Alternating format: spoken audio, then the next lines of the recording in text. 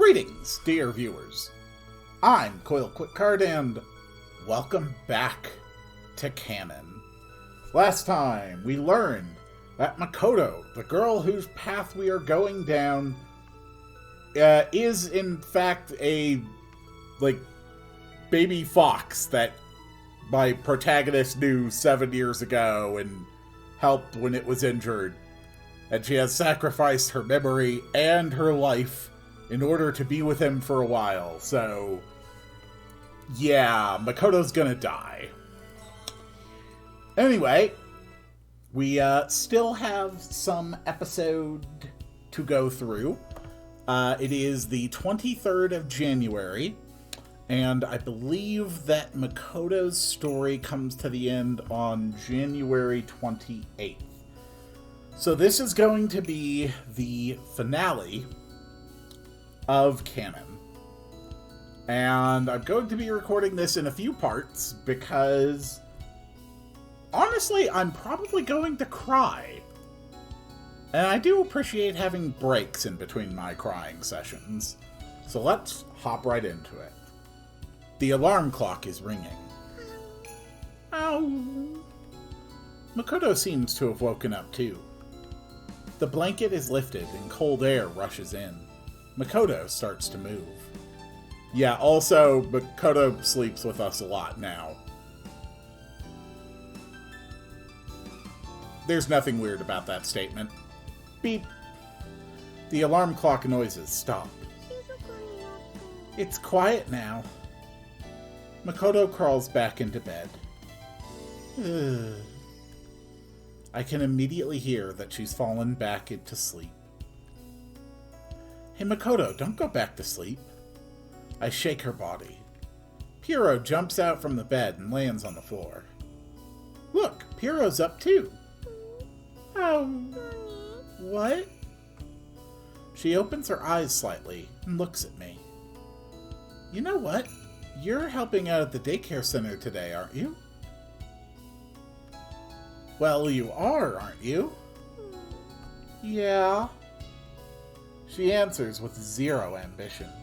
Does she really hate it that much, or is she just that sleepy? Come on. If you don't wake up, you'll be late and get in trouble again. Oh, fine.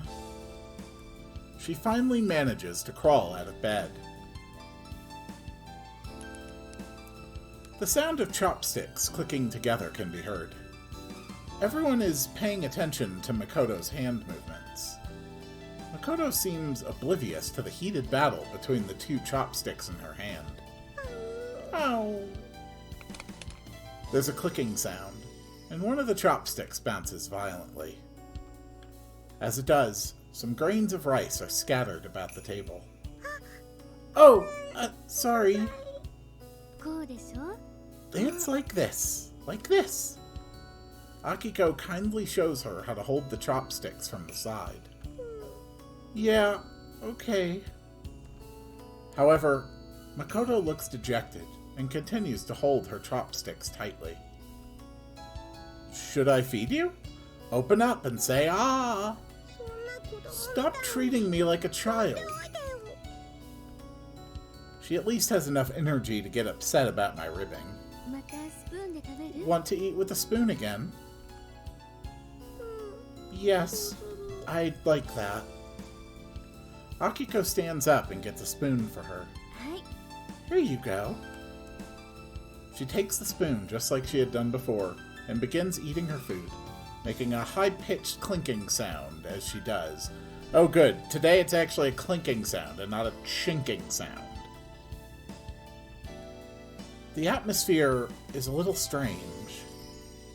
Makoto doesn't seem to be able to go with the flow either, and seems bothered by all of the attention she's getting. Makoto, would you like to leave with me again this morning? Okay. Then eat quickly and get ready. We can take our time walking for a change. Yeah, I'll be quick. As if relieved, her expression softens and she quickly stuffs the remaining side dishes into her mouth. Did you brush your teeth? Yeah? Liar. I can always tell when you're lying. But we're already short on time. You didn't brush last night either, did you? Huh? How did you know?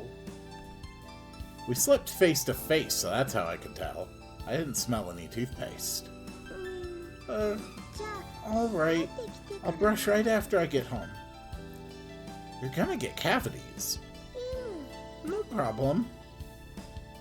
The dentist will drill into them. Don't come crying to me if it hurts. Mm-hmm. At lunchtime, and we are going to go look for Amano. Yeah, we need to have a talk with Amano, see if we can get any more information. At lunchtime, I look for Amano. I walk around the first-year classrooms asking about Michio Amano. But she's not easy to find. Did she lie about her name so I wouldn't be able to find her? Just as I'm beginning to feel like I'm wasting my time, I finally come across a student who responds to the name. Amano? Yeah, she's here. The female student answers, looking back into the classroom. Should I call her over? She asks after a moment of hesitation. She must have been checking my year because her eyes momentarily turned to the school emblem on my lapel. If we were the same year, she may have asked me to call for her myself. I'd appreciate that. Truth be told, I'm uncomfortable entering a classroom of a different year. Please wait. As if to imply that this just isn't her lucky day, the female student's expression changes as she turns her back to me. Amano is sitting by the window, quietly reading by herself. Then the first female student approaches her and they engage in a short exchange. I know the answer without even asking. Amano doesn't even look my way before turning her attention back to her book. If she wanted to meet me, she'd have put down her book and stood up. The female student comes back alone to tell me her answer. She wants you to leave her alone, apparently. I see. Well, we're going to leave quietly, apparently, is the correct option. Thank you. After thanking the female student who is clearly upset, I leave quietly. Amano never even looked my way. Her usual expressionless profile seems so distinct and makes me feel sad. And then we have the ellipses, signifying the passage of time. When school ends, I hurry out of the classroom, thinking of Makoto, who is likely waiting under the cold sky. Oh hey, you've been waiting? Yes, but only a little. She opens her thumb and forefinger slightly. It looks like finger gymnastics because she keeps doing it until I reach her.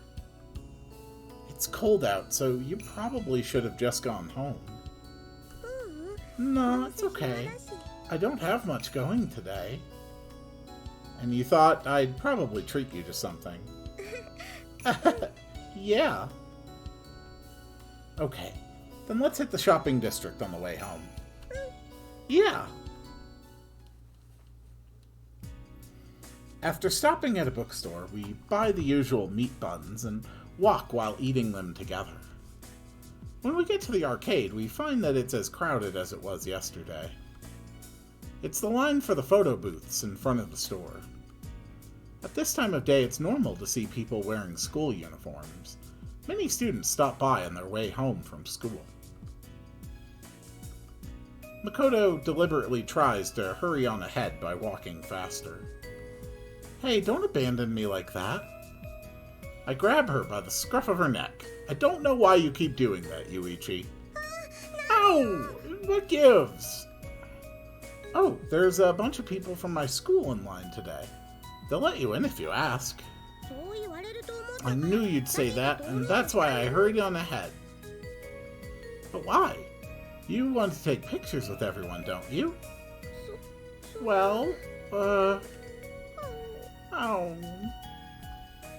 You should go ahead and take some friendly shots with the other girls. It'll be fun. But I don't know anyone here. Everyone's friends started out as strangers. Oh, I'll just go home. She swings her arms up and down, trying to shake me off. The meat bun fillings scatter, covering the two of us. You're really shy, aren't you? Oh, sorry. After brushing off my head, I use my fingertips to remove the meat from Makoto's hair. You don't even start conversations with Akiko or Nayuki. I don't? Not that I know of. Okay, that's all of it. Thanks. It might be good for you if we all took pictures together sometime. Why? Why, you ask?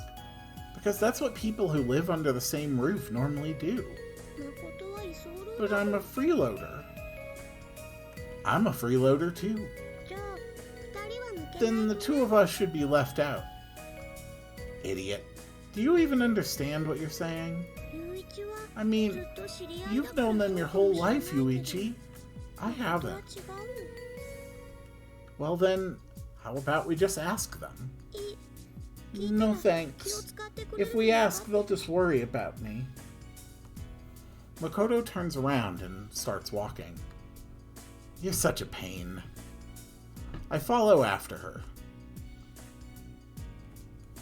When we get home, I sit down at my desk and concentrate on studying for the first time in a while. That said, it is homework I was assigned. As I'm silently writing in my notebook, the door opens. Hey, Yuichi, are you busy? Makoto peeks her head in. What now? Well, I came across an interesting book. Good for you. You want to read it with me, don't you? Makoto. Don't I look busy to you? I thrust a hand holding the mechanical pencil toward Makoto. Not really.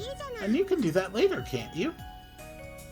I'm studying, and studying takes precedence over reading comics. I think you should always do the fun stuff first. She walks over, puts the comic book on the floor, and takes her position. You don't have a care in the world, do you?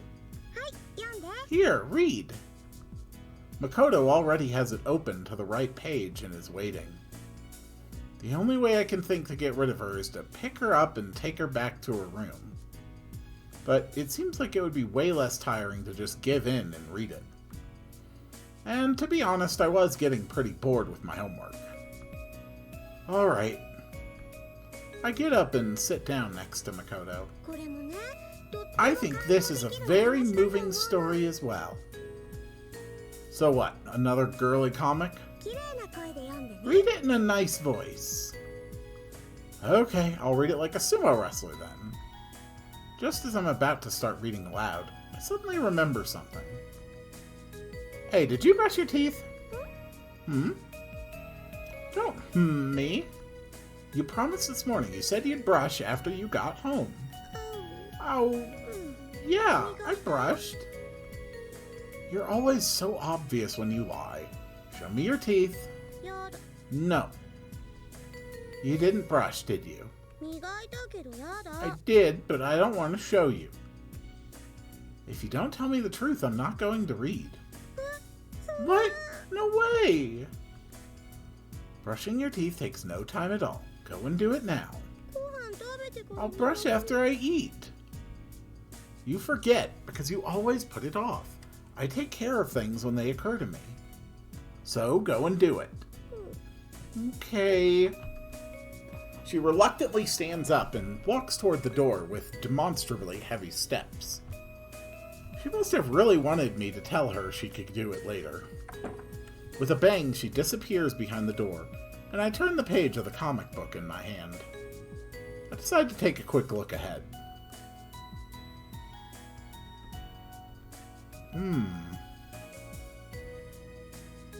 After about 10 minutes, Makoto finally returns. Ugh. What took you so long? Were you brushing that long? You're gonna hurt your gums if you do that. Uh-huh. Then let's see if they're clean. Open wide. Never mind that. Just read already. It's gonna be dinner soon. Oh yeah, you're right. Sit down next to me then. Okay. After first sitting down in a faraway place, she slowly approaches me. So, you're saying there's no time, huh? Yeah. When she finally arrives next to me, I turn the page of the comic book. Let's read then. Yeah. After hearing Makoto's reply, I begin reading aloud. I already read most of it while Makoto was brushing her teeth, so I'm able to read it more fluently than usual. We're having curry for dinner tonight. I wonder if Akiko is trying to be considerate toward Makoto with that choice. Even so, Makoto eats while holding the spoon awkwardly. Sometimes she eats while giving everyone a guilty look, but Akiko remains silent. While watching TV in the living room, Akiko appears, finally free of her cooking duties. You should probably take a bath soon. Sure, I can do that. But aren't you watching TV? It's not all that interesting. If there's anything I can do to help, that's what I want to do. I stand up. When I enter the bathroom, I notice something strange on the floor. What is this? It's a toothbrush, with sticky toothpaste still on it. This orange toothbrush. I go back into the hallway and yell out loud, "Hey, Makoto!" Eventually, the sound of footsteps coming down the stairs can be heard. Nani? What? Makoto sticks half her body out from the end of the hallway and looks at me. Don't shy away from me. Come here. She reluctantly comes to the washroom, her defenses clearly up. What is this? I pick up the toothbrush and hold it in front of Makoto. A toothbrush. Whose? Mine. Why does it have toothpaste on it, and why is it on the floor? Oh. Didn't you tell me you brushed? Uh-huh. Did you not brush? Oh. You didn't brush, did you? No. Then brush now. I'll watch to make sure you do it. Okay. When she receives the toothbrush from me, she rinses it once with water. Then she grabs the toothpaste and squeezes a little onto the toothbrush. And then she stops there. This is really riveting stuff. This is the toothbrushing arc. Really, really top-notch. What's wrong? It's too spicy. Spicy? That toothpaste is too spicy? Uh-huh. Then how have you been brushing up until now? Are you implying that you haven't been? No, I've been brushing this whole time, but lately I can't brush. Did the toothpaste change or something? No, I think it's the same. I can't come up with the nerve to tell her that she's been acting strangely as of late. I feel like if I put that into words, something might collapse all at once. But something is definitely starting to change inside of Makoto. I wonder if this is in preparation for a separation that will come soon. Or has that separation already begun? You never cease to amaze me. Grab that toothbrush and follow me. Huh? Where are we going? My room. That's all I say before leaving the bathroom. Hey, what are you going to do? I'm going to brush your teeth, so come on. I sit up against the bed and open my arms. You're treating me like a little kid again. But you won't do it, so there's no other way. All you have to do is close your eyes and endure the taste. And then when you open your eyes, it'll all be over. That is a concerning bit of dialogue, but okay. Oh. She frowns and looks worried for a while. But in the end, she walks toward me, slightly turns her back, and rests her weight on me. I take the toothbrush with toothpaste from her hand. Okay, open your mouth or I'm going to shove it up your nose. Makoto opens her mouth wide. Well-aligned white teeth appear. They are all small and cute. I'll start by brushing the teeth in the back. Alright, how many lines of description are we going to get of Yuichi brushing Makoto's teeth? Because I'd be perfectly happy if there's not a lot. Okay, I think we're done. After taking a bath, I go upstairs and see Makoto coming out of her room.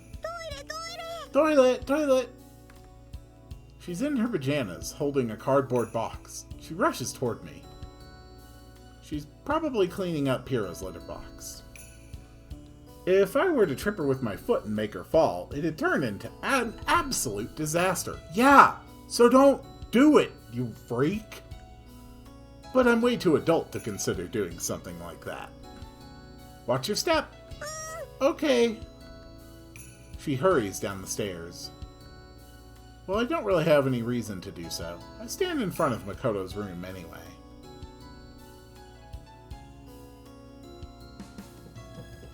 Eventually, I hear the sound of footsteps coming up the stairs, and Makoto appears. Much better now. Yeah, the odor is gone. She comes with her face pressed into the cardboard box. You should watch where you're going. What?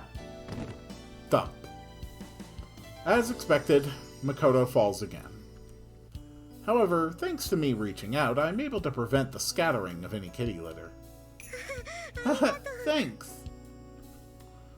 Do your joints bend the wrong way or something? No, they don't.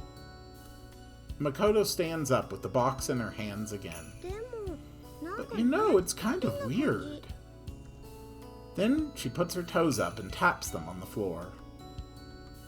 I decide not to pursue the matter any further. So, are you going to sleep in my room again tonight, Makoto? Don't ask like that. It makes it sound like I'm the one who wants to sleep there. Her face contorts in disgust as she declares that. Am I wrong? Totally wrong. Piro wants to sleep there. Fine, fine. Let's just leave it at that. Ow. But if you're going to come, do it soon. I'm going to bed. I pat Makoto on the head. Okay. Makoto nods reluctantly. That day, the two of us and one animal once again slept in a narrow bed. Alright, and so we move on to January 24th. The next day was Sunday, so I didn't set an alarm. I forgot about it and slept in late. Knock, knock. I finally wake to the sound of knocking. Are you still asleep? Hey, Naoki, don't mind, I'm just sleeping with Makoto. You're so undisciplined. When I turn over and look toward the door, I see Naoki's face peeking in. Okay then. What time is it? It's almost noon. Lunch will be ready soon. I see. What's for lunch? A voice that sounds half asleep comes from somewhere around my chest. I forgot. Makoto is here. What? Was that you speaking just now, Yuichi? So, I'm willing to bet that Akiko, by this point, is well aware that Makoto and Yuichi are sleeping together. She seems like the sort who would be up early and check on the kids, you know? Yeah, it was. So, what's for lunch? Cod roast spaghetti. Not really my sort of thing. I wonder how good Nayuki's ears are if she believes Makoto's voice to be mine. Fortunately, Makoto is completely hidden under the blanket. Oh, I'm really looking forward to that. I'll be there soon. Ow. Ow? Yeah. Ow. Completely out. Very out. Have you been owl-like lately, Nayuki? Are you sure you're using that correctly? Anyway, hurry and leave before I start changing in front of you. Eek! She finally closes the door and leaves. Phew! I wait until I can no longer hear footsteps, then get out of bed. Makoto. When I remove the blanket, I can see Makoto asleep, curled up with Piro. Drool is dripping from her mouth. She must have been half... Yawn. She must have been half asleep when she asked about lunch. By now, she's probably eating cold roast spaghetti in her dreams. Cod roast spaghetti. In the afternoon, Makoto and I both go into town. It feels like we're running away from the uncomfortable situation we were in earlier. When I'm at home, I feel the heavy weight of having no place to go accumulates the longer I'm there, and I hate that. It's not that Akiko or Nayuki are to blame. They're treating us well. We're the ones who are causing trouble for them. But this occasion is special for another reason. I want to eat a ton of meat buns today. Don't be stupid. Akiko is cooking dinner and will be waiting for us to return. You like her food too, don't you? Well, yeah, of course I do, but still. Makoto's hands show no sign of improvement. On the contrary, they seem to be fumbling even more than before. What's wrong with me? Makoto looks at her hands. You're probably just tired. Don't worry, I'm sure they'll be back to normal before long. She brings her hands down, giving them a weak squeeze as she does. She feigns a smile, but her expression can best be described as dejected. I'll buy you something. I can't help but blurt that out. I'm just hoping it'll make her feel a little better. Huh? If there's anything you want, just tell me. I'll buy you whatever you want today. Where did that come from? Clearly disgusted, Makoto distances herself a little. I'm not as reckless with money as you are. I have plenty to spare. Really? Yeah, and I don't really have any plans to use it this month.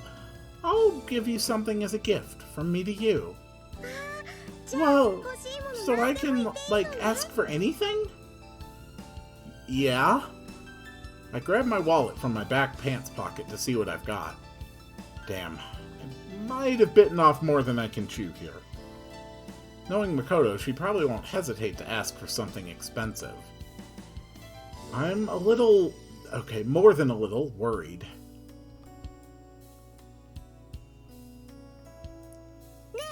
Hey, Yuichi!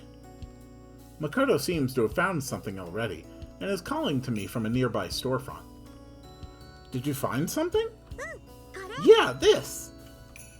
Makoto points at a shelf displaying accessories. Faded hair clips and brooches are crowded together within the narrow framework. Every single one of them is of crude construction.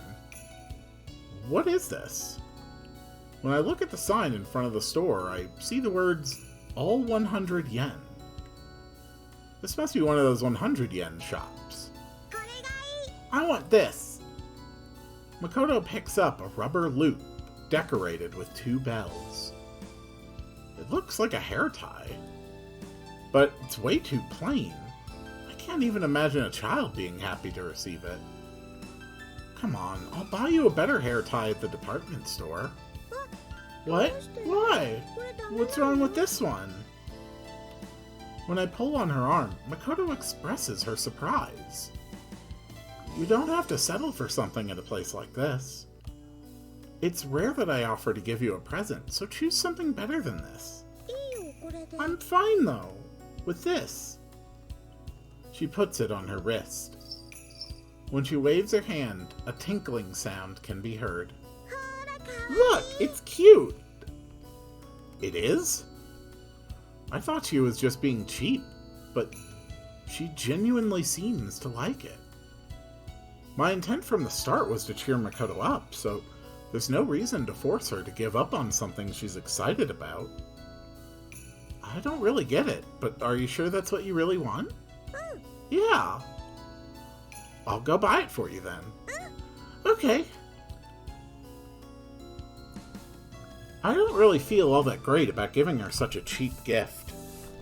But Makoto seems pleased, waving her hand near her ear and enjoying the sound of the bells.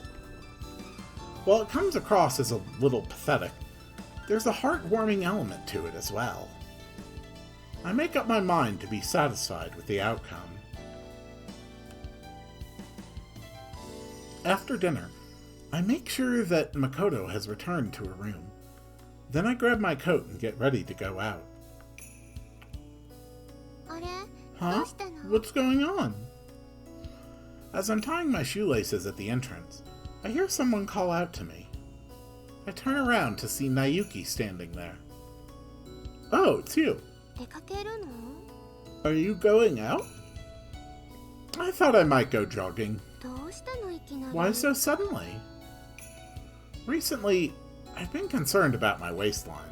How about joining me? I think I'll pass. I see. Well, I guess I'll go it alone then. What about that girl? What if you took her with you? If I take her, her non-stop falling will slow me down. She's not that bad. Yeah, right. She really isn't all that bad, is she? I stand up and open the door. A cold wind blows in. I won't be gone for more than an hour. Okay, I'll make sure the bath is hot for you. Much appreciated. I pull my hood on and head out the door. That hill is my destination. If I look around, I might discover something. A clue about how to stop the something that's happening to Makoto. Or maybe a way that Makoto can remain as a human forever. I think of myself as kind of a coward. I'm only thinking of myself. I'm just trying to avoid the sadness that's about to come. All I want is to be with Makoto forever. This is my second time coming to the hill at night. This place, where even the streetlights can't reach, creates a true darkness everywhere, forming an incomplete world as a whole. Suddenly, there's this illusion that the ground I'm standing on is shaking. Only the lights of the cityscape that I can see in the distance are able to snap me out of it. What am I even looking for here? What do I need to find to save Makoto? I have absolutely no idea. However, since it's the only point of contact between Makoto and me, I simply decided to visit it blindly. Needless to say, it's impossible for me to just stay still. If your time is limited, you have to do the best you can with the little time that you have. I start wandering aimlessly around the hill.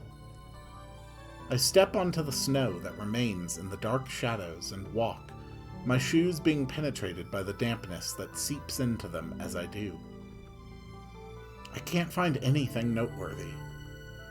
There's nothing but pebbles, tree branches, and fallen leaves. There are definitely no signs of life whatsoever. Even when I look back, the only thing that's moving is my own shadow.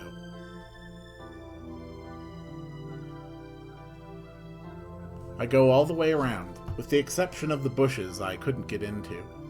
But all I can do in the end is just stand there, breathing white breaths. There's nothing here. That's my conclusion. But, just in case, we're gonna stay here a little longer. I stand up in a daze. What point is there in staying here any longer? I have no idea. Tinkle. I hear a sound behind me. Makoto is standing there. Makoto? She followed me? I hadn't noticed. Hey, so Idiot, don't remember. I run up to her and hug her small body. It's cold, right? Enough jogging. Let's go home. Yeah, let's go. I want to leave with Makoto as soon as possible. She's not well, and this temperature is bad for her health. When we return home, Makoto and I take the bath that Nayuki had prepared for us. As soon as I get out, Akiko invites me over to the table. It must have been cold out there. Without even asking why I was out, she starts boiling water. I'll brew something good to prevent you from getting cold. Sorry to trouble you. I seriously do feel bad about it. It's no trouble at all. What she pours into the teacup is a mysterious white drink. Be careful, it's hot. What is this? Makoto puts her nose to her drink and gets a whiff of it. Hot ginger tea. Ooh, that sounds good. Ginger? It warms you. It's got a strange flavor that is both sweet and spicy. Makoto doesn't seem to like the taste, but she doesn't complain, and does her best to drink it. For some reason, the smell of ginger makes me feel very nostalgic, so I take some time to savor it. I don't have anything else to do, so I decide to stick with that until I'm ready for bed. Alright, and so we move on to Monday, January 25th, the day of the last choice. Wake up, Makoto! I whisper into Makoto's ear. I spare myself the fear of almost being discovered by Nayuki like yesterday. Ow! She opens her eyes a little and looks at me. Good morning. Right back at you. She slowly rises. Oh, where is Piro? Piro? Maybe squashed by you? Oh. She turns her head and looks for Piro. Piro! Thud. Ow! So heavy. Piro jumps onto Makoto's head. It appears that the cat woke up earlier than us and was up on the bookshelf. I'll head back then. With Piro still in her head, Makoto slips out of bed and leaves the room. It's cold again today. Yeah, it is. But just be patient. It'll be warmer soon. I hope so. This cold, I'm really sick of it. So you're not a fan either, huh? Nah, I prefer warmer weather. When spring comes, I'll wish that it'll stay that way forever. I see. So spring is your favorite season. Yeah, if it was always spring, I'd always feel great. I truly hope that she is right. I want her to feel great when spring arrives. I'm sure everything would start heading in the right direction if that happened. Or, at least I believe as much. That's why I hope that spring comes as scheduled. and I hope it comes without anything bad happening. Then I'll probably end up getting fed up with Makoto's mischief again. The days full of commotion will be upon us again. Just hold on a little longer. I repeat that sentiment. Ellipses, and school's done. After school.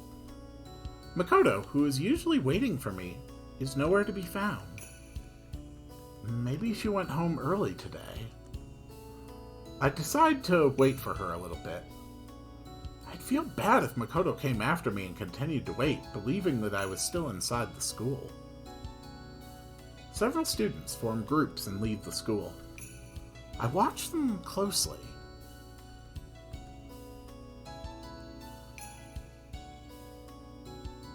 Time passes, and fewer students are leaving the school. The wind is bitterly cold today. I can feel the cold air on my back through my uniform. Spurred on by this wind, she must have gone home first. With that in mind, I start walking alone. Before I go home, maybe it would be a good time to buy some meat buns as a souvenir. Or maybe she already got some for herself? Well, if I have any left over, I can share them with Akiko and Nayuki, so it won't be a problem if there are too many. I ultimately decide to buy some on the way home. The cityscape is covered in a dazzling orange. A gloomy atmosphere surrounds what is supposed to be a lively shopping district. I suddenly look up at the sky. Red clouds, red sky, and a red world. Yuichi-kun. Yuichi? I turn my attention to the voice calling out to me. Yuichi-kun. Yuichi? Once again, the red-stained girl calls my name. Hey, Ayu, haven't seen you in a few days. Oh, is that you, Ayu? It's been a while. How are you doing? Yuichi-kun. Yuichi, Wings dyed orange, swaying weakly. I found what I was looking for. Contrary to her words, she's murmuring sadly. Isn't that a good thing? Yeah. It's something important, right? Yeah. It's important. Very important. Well, I'm glad you found it, Ayu. The shadow of a red cloud is flowing over the ground. I found what I was looking for, so I don't think I'll be coming around here anymore. So, I won't be able to see you much anymore, Yuichi. Are you sure? I no longer have a reason to be here anymore. In that case, next time I'll go visit you wherever you are. Yuichi, you come here on foot, so it can't be that far, right? I can meet you so much that you'll be sick of me. Yeah. Ayu's small body is dyed red. I should be going. The sunset is in the background. Bye-bye. Bye-bye, Yuichi. I can't even move from that spot until I no longer see Ayu's back. Well, that was weird. Even though I stopped by the shopping district, I arrive home earlier than usual. It's apparent that having Makoto with me is costing me a lot of time. If I just walk quickly on my own, I can save a lot of time. Once I advance to the next year and have to prepare for entrance exams, most of my time will be spent studying. Maybe now is the time to be doing the things that I like to do. The more I think about it, the more I feel like I've been wasting my time. However, even if I come back early like this, I don't think what I do will change that much. In the end, even that extra time will be wasted. That's what being a student is all about. As soon as I walk in the door, I notice it. Makoto isn't here. Her shoes are gone. So she's not back yet. I'm frozen in place, thinking. Alright. This is, I believe, the last choice. The choice that determines whether I get Makoto's...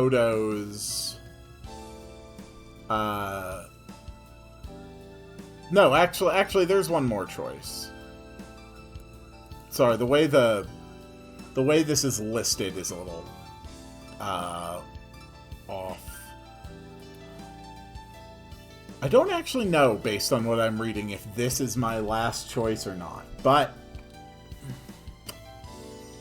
this is where we are going to decide. Makoto obviously wants to be with me. I mean, who can blame her? I'm amazing. Yuichi's kind of a dick, but I guess she's into that.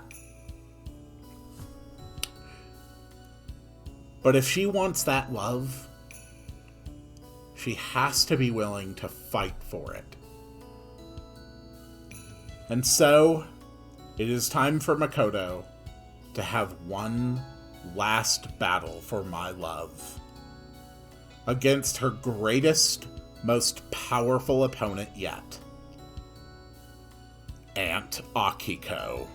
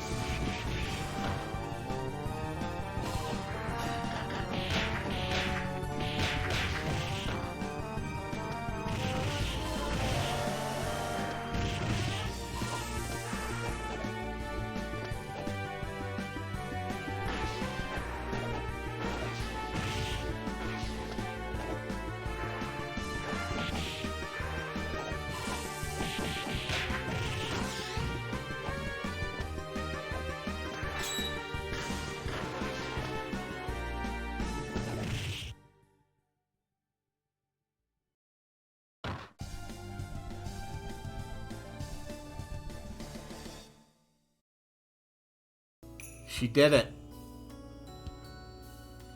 Little Makoto managed to pull it off. She was able to defeat the great Aunt Akiko herself. And so Makoto has earned my love. And we shall be getting her good ending. Let's head back to the school gate. Maybe I missed her and she's waiting back at the school gate. When that thought occurs to me, I turn my back to the house without hesitation and expose myself to the cold wind once again. More dots. There's no one to be seen in front of the deserted school gate. However, I feel a distinct sense of loss, a sense of impatience. I can think of any number of possibilities that there could be nothing to it at all. She might be playing alone somewhere, or she might be hiding, trying to pull a prank on me. However, despite not knowing what's going on, I'm left with an ominous feeling. The mind's effort to feel safe is a superficial one. Makoto! I start running. It's the only place I can think of. The place I visited last evening. I climb the gentle slope, being careful not to slip on the wet road. Makoto must have fallen around here like usual, and her clothes are probably covered in mud. And once again, she must be sitting alone in the open area ahead, looking off into the distance. She's such a pain. I think about how to scold her this time. And then... nobody is there. Hey, Makoto! Makoto! Makoto! I try calling Makoto's name 2 or 3 times in a row, but there's no response. I can tell that it's a lost cause. It's not just that I can't see her. I can feel that there's no sign that anyone is here. In contrast, only the inorganic darkness makes its existence clear. It's more than scary enough to keep people away. I venture into the darkness, and it's as if I'm stepping into a sea covered in heavy oil. I push straight through the bushes, hurting my skin as I do. Makoto! I keep calling out the name of the girl who is missing.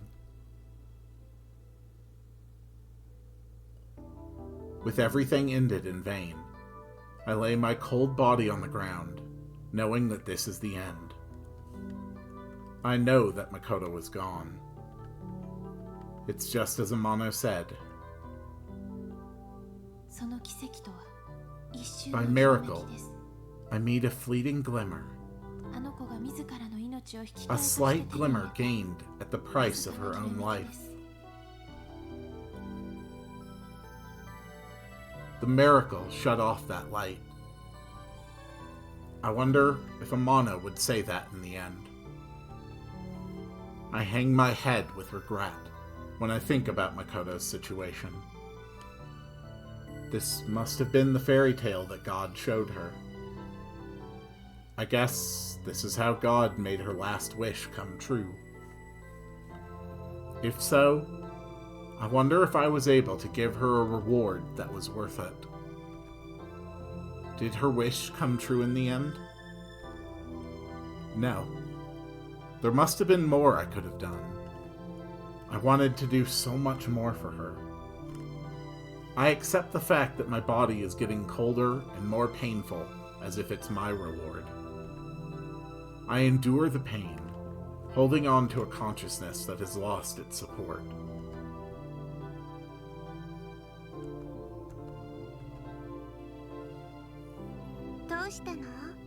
What's wrong? Does it show on my face that much? When Nayuki sees my face when I get back, she cries out in surprise. You're really cold. Nayuki grabs my hand. It's nothing. なんでもないわけないよ。 There's no way こ that れ it can で be nothing. Well, of course there's no way that it can be nothing. The two of us went out, and I'm the only one who came back. あの子は Where's that girl? That's right. Nayuki still refers to her as that girl. You could at least call her by her name, I think, spitefully. She's gone. I say that without thinking. It almost came across as a guess. I just want to put the blame on someone and connect with others who hate the situation as much as I do. If I didn't, I'd hate myself so much that I'd lose my mind. Nayuki hates it, Akiko hates it, and in the end, I hate it the most. Still, I want to do it. また Again? でも今日 But it's cold 冷えてて today. 心配ね I'm worried. She must have been listening from behind. Before I know it, Akiko has joined the conversation. Makoto isn't coming back. I'm the only one who knows that. Makoto's room. Everything is in disarray, just like she left it. A room with nothing but comics is so like her. And then I find something that seems out of place. Disposable chopsticks. A number of them are scattered among the comic books. Most of them are broken in the middle. I kneel down, knowing all too well what it means. It means that she's been practicing how to use chopsticks this whole time.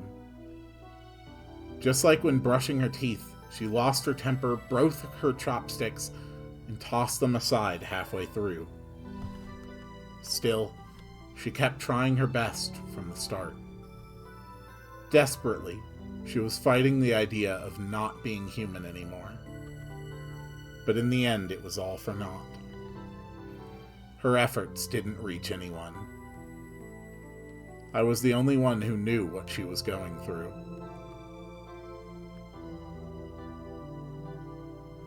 I don't even bother to clean up.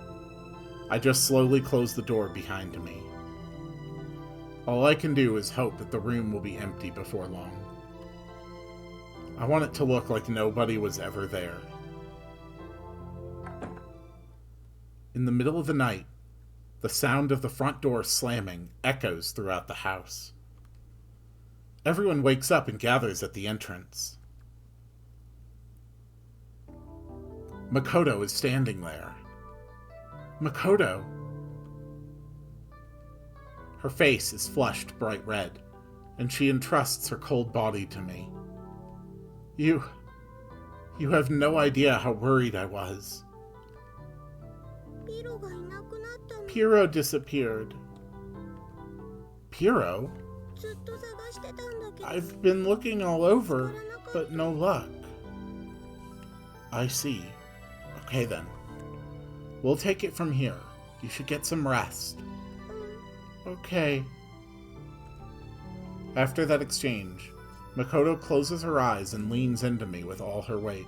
すごい熱 You're burning up. Akiko puts her hand on her forehead.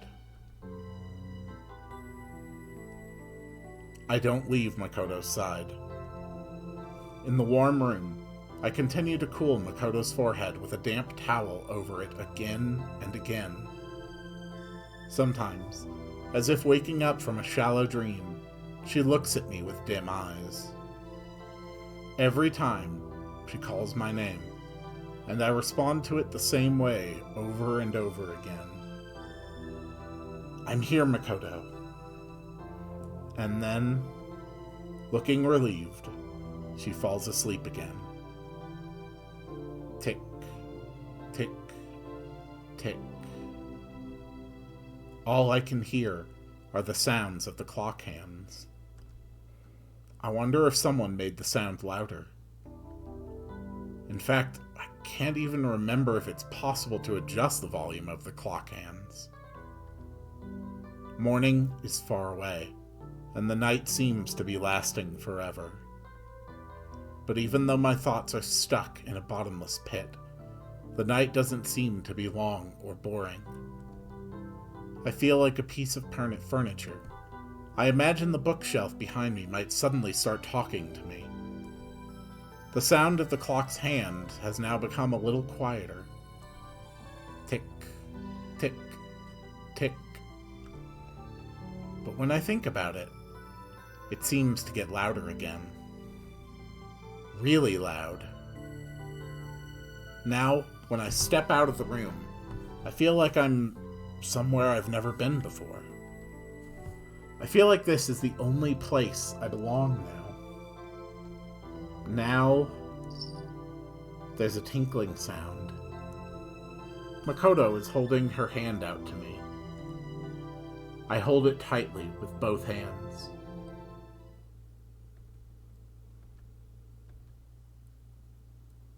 And so we move on to January 26th.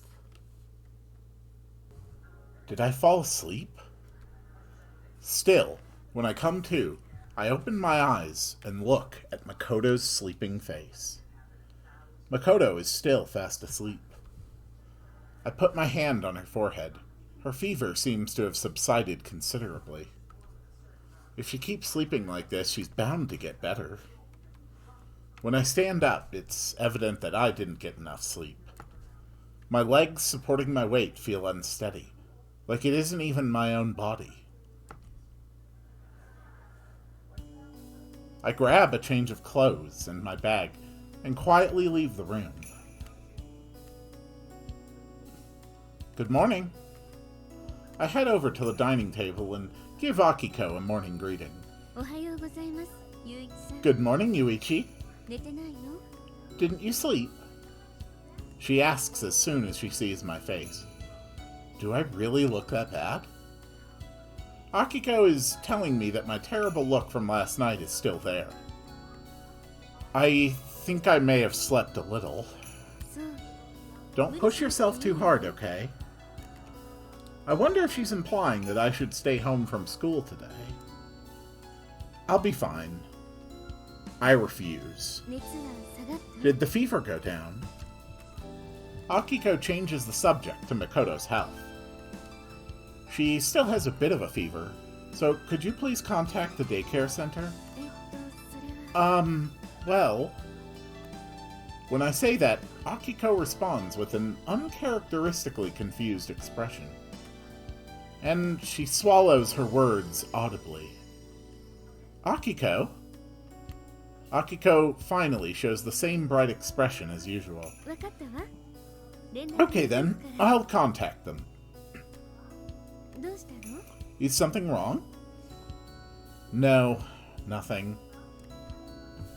I pull out the chair and sit down. A steaming miso soup is placed in front of me. Makoto isn't helping out at the daycare center anymore. I could tell from Akiko's reaction this morning. She wasn't a good fit for that job in the first place. Just imagining Makoto working there is enough to make me cringe. Not talking to anyone and keeping to herself?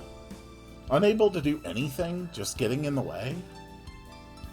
It probably continued on for a while because Akiko's friend came to her defense. At some point, Makoto might have been pretending to leave the house and then waiting in front of the school gate just in time for me to leave school. In any case, there's no need to pursue it now. For the sake of Makoto and Akiko, who is always worrying about us, I'll feign ignorance of the truth. I hurry to school at a brisk pace for no reason, passing by students from the same school. And we get our dots, and we're done. I'm back. I know how that's like, to have the entire school day slip past when there is nothing there that matters as much as what's home. It's rare for me to come home without stopping somewhere along the way, so the house still has its daytime brightness. I finish gargling in the bathroom and go to the living room. I don't see Akiko, so she's probably out shopping. Tug. The hem of my uniform is suddenly pulled. When I turn around, I see Makoto standing there in her pajamas. Oh, you surprised me. Are you okay to be up and about? She stares at my face. She remains silent, as if thinking about something. Did your fever go down? I put my hand on her forehead. Yeah, it seems to have gone down. But this is a crucial time for your recovery. You should continue resting. Go back to your room for now. I'll head there after I change. Makoto just stands there, still holding the hem of my uniform. Come on, let's get going already. I have no choice but to go first, with Makoto following closely behind. Okay, go inside. I'll be there soon. I speak after stopping in front of Makoto's room. But Makoto just stays where she is. What? Do you want to watch me change clothes? No.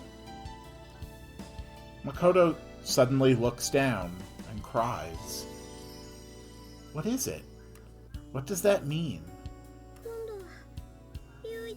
You're the one who'll be gone this time. I feel like I'm suffocating for a moment. I think she's saying this because she's remembering that day. Maybe her memory has returned to her. And with it, the fate to which she's bound.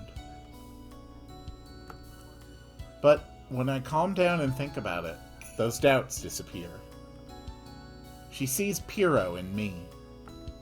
Piro, who had been by her side all this time, is now gone. She thinks I might disappear on her next. Piro has probably returned to its owner. It got tired of playing around in this house. So I'm sure it'll show up again sometime. Don't worry. I pat her on the head to reassure her. And besides, I'm not going anywhere. Don't worry about that either. Yeah. As if relieved by that, she lets go of my uniform. Are you good? While I'm changing, Makoto keeps the door ajar and asks me questions incessantly. It appears that she has no intention of going back to her room. Yeah, I'm good. I'm still in the process of changing, but her voice sounds lonely, so I say it's okay just to reassure her. And aside from that, it's cold in the hallway.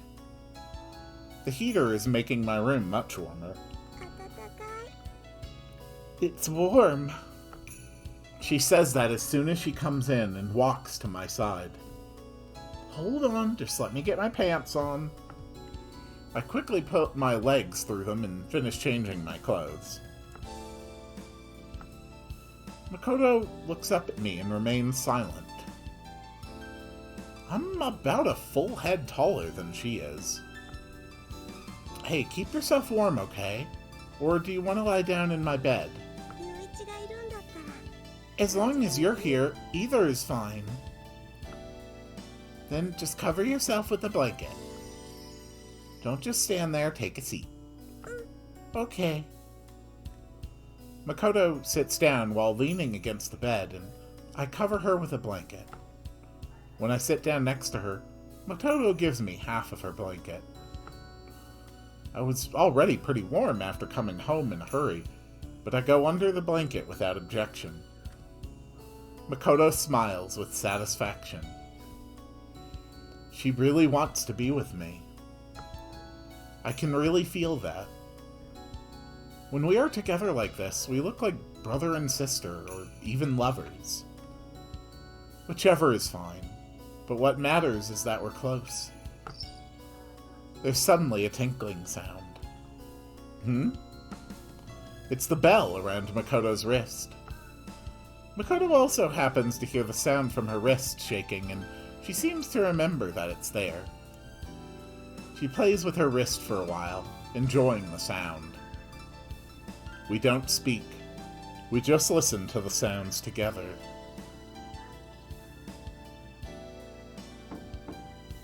Eventually, there's a knock on the door. Are you there, Yuichi? I hear Akiko's voice from the other side of the door. Yes, I'm here. You have a phone call. Alright, I'm on my way. I stand up. Tug. Makoto is tugging at the hem of my uniform. It's the phone. The phone. I'll be back soon. I grab her hand and explain the situation. Makoto lets go without saying anything. Who is it? I ask Akiko, who's waiting in the hallway. Sorry, she was quiet, so I didn't catch her name. She seemed a bit anxious and not used to using the phone. So it's a girl? Yes, it is. I think I know who it is. And that person is... It is definitely Amano. And I do believe this is the very last selection that we will encounter for the remainder of the story. I pick up the phone and cancel the hold. Hello? Hello? It's me. This is Amano, right? This is Aizawa, right? Yeah. So it is you, Amano. Yeah. Is something wrong?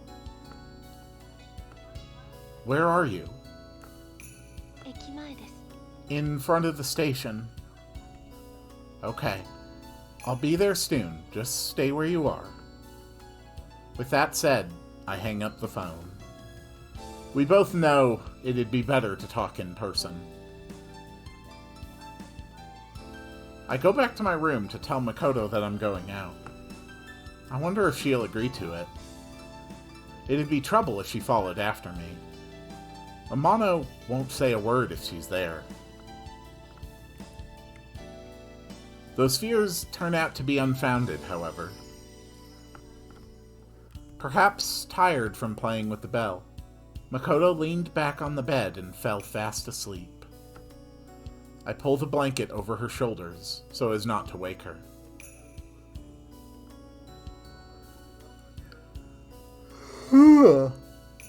Ugh, another yawn. I hate that. In the short time it takes me to get there, I just pray that Amano won't reconsider. When I arrive at the station, I look around. Amano is in an easy-to-spot location. An entrance to a deserted alley with no one around. She's standing there alone. Hey. Hi. Yes?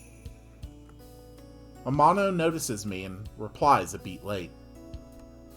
Why here? Do you live near here? No, I don't. I see. Okay. For a while, each of us remains silent, waiting to see what the other will do.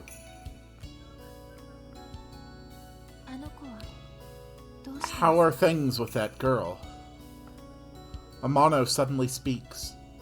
I feel saved by those words. The last time we met, Amano told me, "Don't involve me in this any further." That's why I didn't bring it up. I always wanted to talk to Amano about that. I wanted to talk about it and better understand the current situation. I can't help but feel uneasy and anxious. So much has changed since I talked to you. Did something happen? Makoto, she's forgetting a lot of things, as if she's turning back into a child. 高熱を出しましたね。 She had a high fever, right? Yeah, she did. 力が失われる When power is 発 lost, 熱するようです。 it generates heat. So you're saying it's a sign. 予兆。 A sign? いえ、 No, I wouldn't say that. それで終わっていたのでしょう。 Normally, it would have ended there. ただ、 But because her feelings are strong, 不完全な形 she's still here in an imperfect way.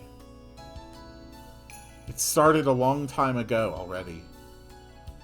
I've noticed the problems Makoto has had on a day-to-day basis in her life. They're the real sign. It's the same with not being able to read the words in a book and not being able to hold chopsticks correctly. Maybe that's why she falls so often. And this time, with her fever and all, the symptoms progressed rapidly. But at the last minute, Makoto held on. That means Makoto's feelings were in a state where they could have been crushed at any time. 二度目を超えることはない。 Please keep in mind that if it happens a second time, there won't be a third. Does Makoto really want to be with me that badly? To the point of becoming childlike? So what's going to happen to her? 消えます。 She'll 初 disappear. めからいなかったかのように。 Disappear like she never existed at all. I close my eyes and nod my head downwards, not knowing what to say. Amano just remains silent, waiting for me to say something. That's how it looks, at least. If she didn't want to continue talking, she could have easily left at any time. As she has before, this girl always seemed like that kind of a person. Anything is fine. Just talk to me. たわいない昔話です。 It's a trivial folktale from long ago. I don't mind. Let me hear it. 物見の丘はご存 Have 知 you ですね heard of Lookout Hill? I can't see it from here because of the building in the way, but it should be in the direction I'm looking. It's the hill that has felt like home to Makoto for a long time. I only now remember that to be another name for it. Yeah, その物見の丘 it is said that a mysterious beast calls that hill home. 古くからそれはよ It has been called a fox spirit since ancient times, and its appearance is similar to that of a regular fox. 多くの年を得た It is 狐 said that foxes that grow especially old become spirits like this. それが姿を現 Every した village where it appears is struck by disaster. Since it was first sighted, it has been despised as a symbol of disaster, 現代に至るまで even up to the present. Amano breathes slightly, ただそれだけの but that's it. どこにでもよくある It's nothing but a common folk tale. Are you saying that's what she is? 相沢さん Aizawa, あの子は that girl came to you as a misfortune, as a symbol of a misfortune to befall you. I try to remember when we first met. Oh! Okay, that's additional context that we don't have for this route. That's very fascinating. It's true that she's hated me from the start. Is she really a fox spirit who has come to bring misfortune upon me? Did I really do something to deserve this? Next thing I know, Amano's face is downcast, and her shoulders are trembling. 相沢さんは Aizawa, 本当に辛い目に you're about to suffer a horrible fate. A somber voice. Amano, you've experienced this before, haven't you? Those words come out of my mouth with a certain premonition. あの子たちは They 昔話にあるような aren't the abominable things from the old folk tales. Yeah, well, that's easy enough to understand. 本当に They're actually really good kids. だからこん And なに that's 辛 why くて悲しい it's so painful and sad. I now know that this is the reason why Amano stubbornly refuses to get to know Makoto. Amano has already been in this situation before. She's experienced a painful separation that she's desperate not to repeat. Amano's trembling shoulders communicate that all too well. She never wants to experience that sadness again. Sorry to hear it. Amano is crying without shedding any tears. And now I'm about to follow in her footsteps. I'm about to suffer the same fate. 相沢さん Aizawa. Amano's voice is hoarse. 私は That's そ why れでこんな風になっ I てしまい ended ま up した like this. 相沢さんは Please be strong, どうか強 Aizawa. くあってくださいね Like this? Does she mean how she currently doesn't have any friends? Because we've only known each other for a short time, I have no way of knowing how she had changed after her loss. But Amano apparently changed after what she went through. I take a deep breath. Yeah. I give a powerful reply that seems to be a rebuke to us, while also expressing my gratitude. After talking with Amano, my anxious heart calms down a bit. It doesn't matter to me if our separation is unavoidable. I'll continue to be there for Makoto. That's all I can do. And if that's what Makoto wants, I'll be just as satisfied as she is. After all, that's the only reason she's here. She just wants to be here with me until the end. That's what I think, at least. When I get home, I make sure that Makoto is still asleep, and then gather with Akiko and Nayuki in the living room. And then I tell them everything.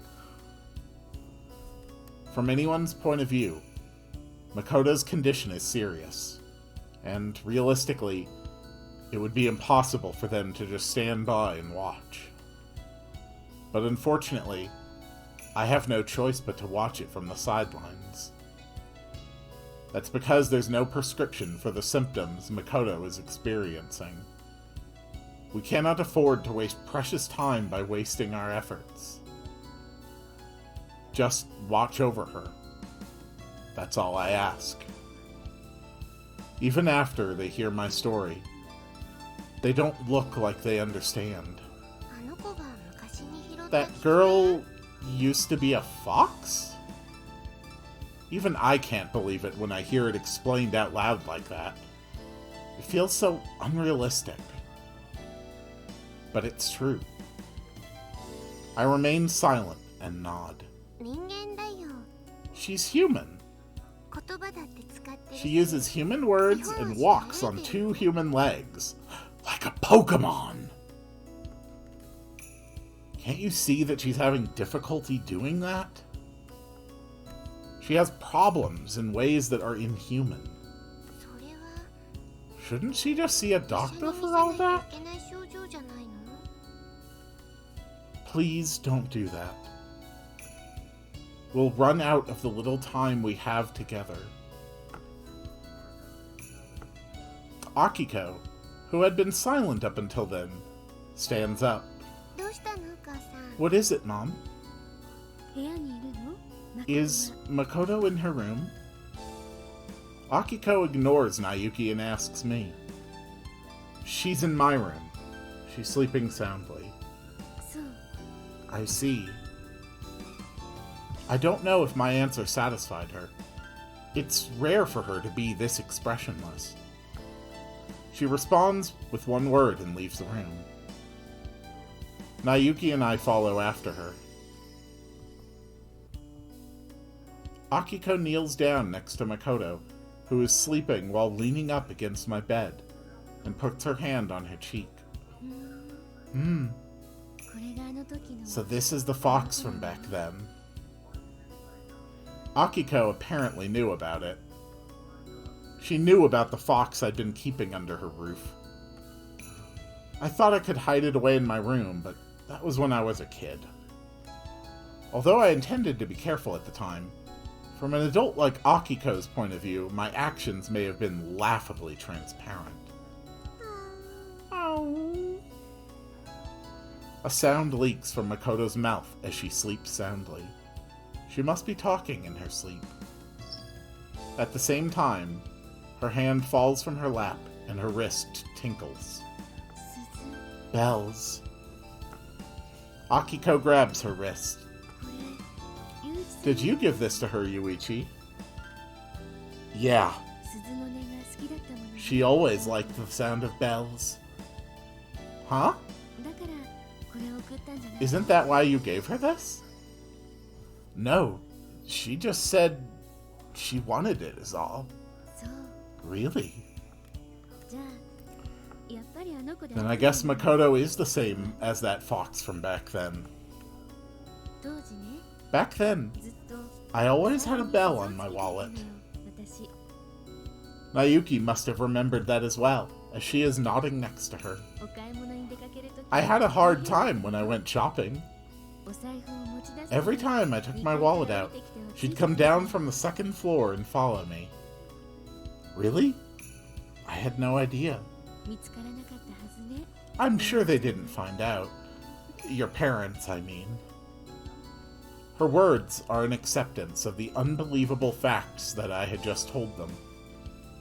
If Akiko herself has memories of Makoto, then she might be just like me.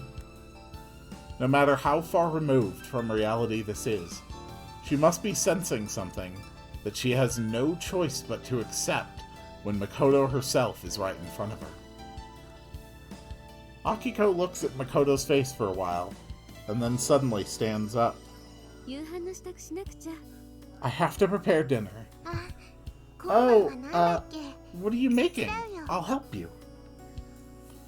The interaction between them is the same as ever. I can't help but feel grateful seeing the two of them. They helped create the situation that I wanted most of all. Makoto grows quiet after that day. Calling her quiet probably isn't the right word. It's not as simple as that. The truth is that she's even getting bad at using her words. She spends most of her time doing nothing, lost in a daze. Makoto and I silently watch the snow falling outside the window. Makoto's hand is on my knee. Her hand is small and warm. I guess she wants to make sure that I'm by her side at all times.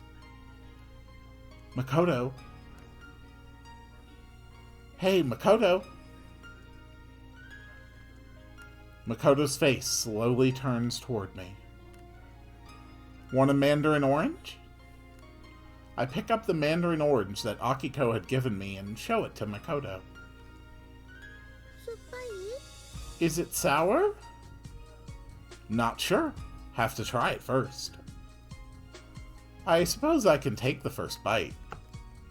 I insert my thumb into the hollow of the orange and apply force, opening it up.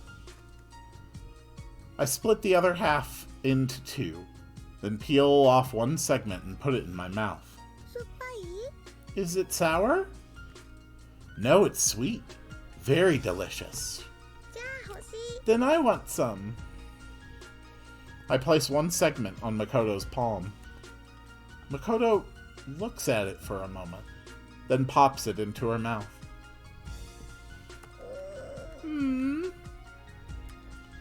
She purses her lips as if it was sour. Too sour for you?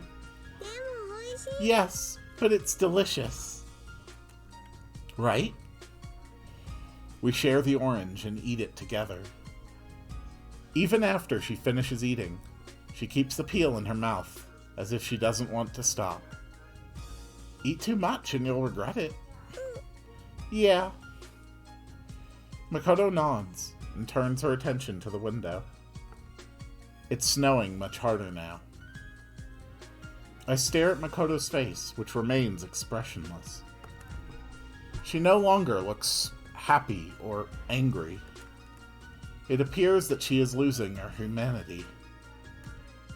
It makes sense, considering she's barely human in the first place. Even though she's in human form, her emotions are no longer human. It's painful watching her transformation in real time. Wouldn't it have been better if she had disappeared back then? That thought does occur to me. Maybe I'm really the one who is growing weaker. I'm already nostalgic for the times when I could fight with Makoto and have fun doing it. Back then, Makoto was so energetic that it was almost off-putting. Hey, Makoto. She just turns her gaze toward me. Now her eyes are unclouded by anything. She looks like an innocent child. Ow. Makoto takes out the unswallowable orange peel from her mouth and returns it to my hand. After dinner, I'm lying face down in my bed. Eating is extremely tiring. However, everyone now understands the situation, and the atmosphere is no longer as heavy as before. And it's the only time we can all be together. Even if I caused them trouble, I want us to be there for her. Hey, Yuichi. When I look up, Makoto, who should have returned to her room by now, opens the door and pokes her face in. What's the matter, Makoto? I get out of bed, hiding how fatigued I am. Read me a book. A book? You mean a comic? She nods. Come over here, then. Okay. She walks happily toward me. When she comes and lies down next to me, she presses her nose against my arm. I remember how, before, I would have brushed it off as annoying. But now, I will let her do whatever she wants. There's no point, missed that. There's no point in backhanded expressions of affection anymore. Which one? I pick up the comic Makoto brings me and flip through the pages. Isn't this the one I read just recently? Read it! Makoto simply repeats her requests.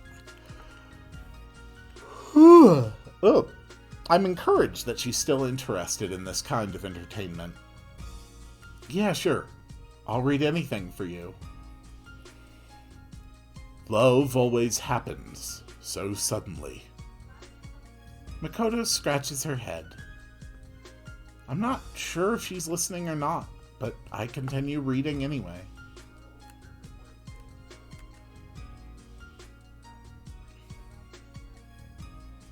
Okay, I promise to come for you. And when I do, we can be together. We can get married. I want that. Huh? Makoto suddenly raises her voice. What did you say? I want to get married. When you grow up. I want to marry you, Yuichi. Then we can be together forever. There we go. There's my first voice break by emotion. It's not gonna be the last, is it? Yeah, I suppose you're right. Should I keep reading? Yeah. Has Makoto also realized what's going on? About what happened last time? That Makoto was really small then? The next morning. It didn't bring up a date, but this is. I can see it in the title of the window. Thursday, January 28th. And unless I am mistaken, which I could be, I believe that this is the final day of Makoto's route. The next morning.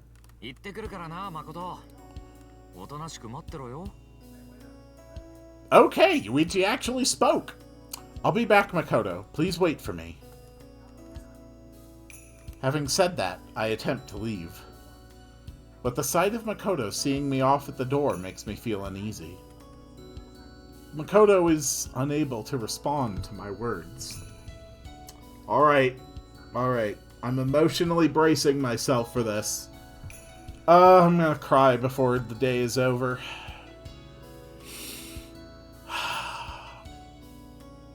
And I won't be holding that back. So you'll have to excuse me when my voice starts to break more consistently. What's wrong, Makoto? What do you say when you see someone off? Oh wait, is that because... No, that just repeats. Okay, whatever. Yuichi has a voice now. Oh. My urging tone only seems to come across as a criticism to Makoto. I'll be back, Makoto. I tried to say it kindly, but I really don't feel comfortable leaving the house. Oh, Yuichi, are you still here? Akiko seems to hear us and appears from the kitchen door in the back. She comes over, wiping her hands on her apron. Don't worry, I'll take care of Makoto. Is that right? Sorry about that. I know that you're busy. I bow deeply. At that, Akiko shakes her head reassuringly. I want to do this. It's fun playing with Makoto. Right, Makoto? Would you like to play with Mommy today? Okay. At long last, Makoto nods vigorously in reply and somehow manages to send me off as I head to school.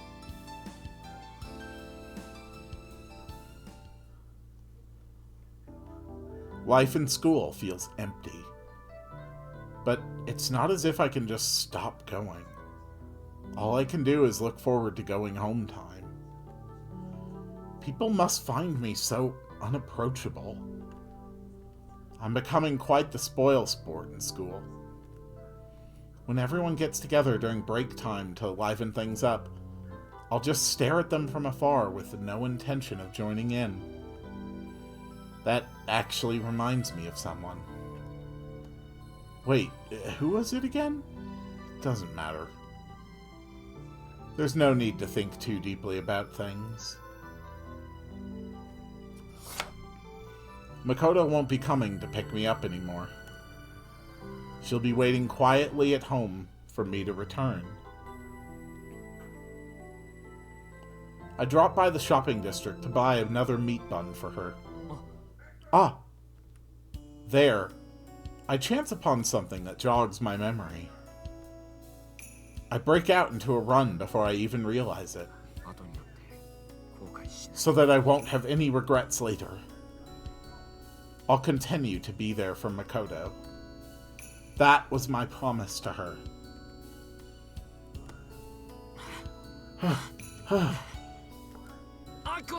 Akiko! Naoki!